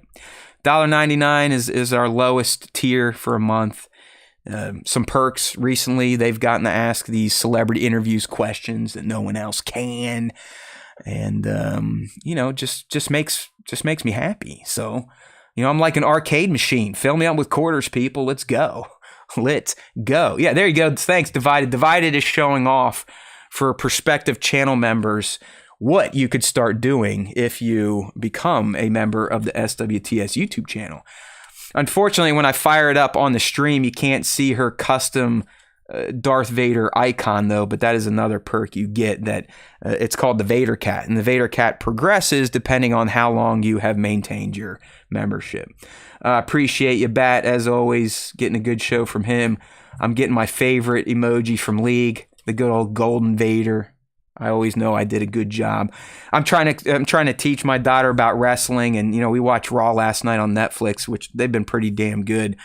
I'm not really in the know, so we're trying to get caught up with the season. But I'm trying to relate to her. It's like, hey, whenever you hear the crowd start going, holy shit, holy shit, holy shit, or if it then is followed up with a, that was awesome, I've said that's the fans letting the performers know that they are killing it. Over here at the SWTS, it's our Golden Vader. So I appreciate those of you kind of making some deposits in this guy's bucket. All right, my friends. Hey, light-blinded fools, I sincerely appreciate that. Really do. Saying, great show, join late, but we'll watch the rest back later. Hey, we'd love you to consider subbing to the channel. I don't remember seeing you here before, so I'm glad you're up in this. Yeah, we got the Thrawn emoji. Did you see that Thrawn kill? Here, I'll show it to you again. There you go. There it is. Look at that. We call him Tic Tac Thrawn over here, but he's up there. But light blinded, seriously, I appreciate that super chat. Seriously, that's awesome. All right, people, I got to get out of here. I'll just sit here and go back and forth with you for the next hour. I mean, that's how much fun I like having with this little community. So I do appreciate all of you. Marty, love you, pal. That was awesome. If you missed it, if you are coming here late, the first 2 hours of the shows, it was myself and Marti Matulis, a.k.a. Vane the Space Pirate from the Mandalorian and Skeleton Crew. You don't want to miss it. Check it out or listen to us when we hit podcast platforms tomorrow on Thursday, January 16th. All right, my friends, you know what to do about this time. There is always time for Star Wars time. And if you listen to the Star Wars Time show, the Force will be with you. Always.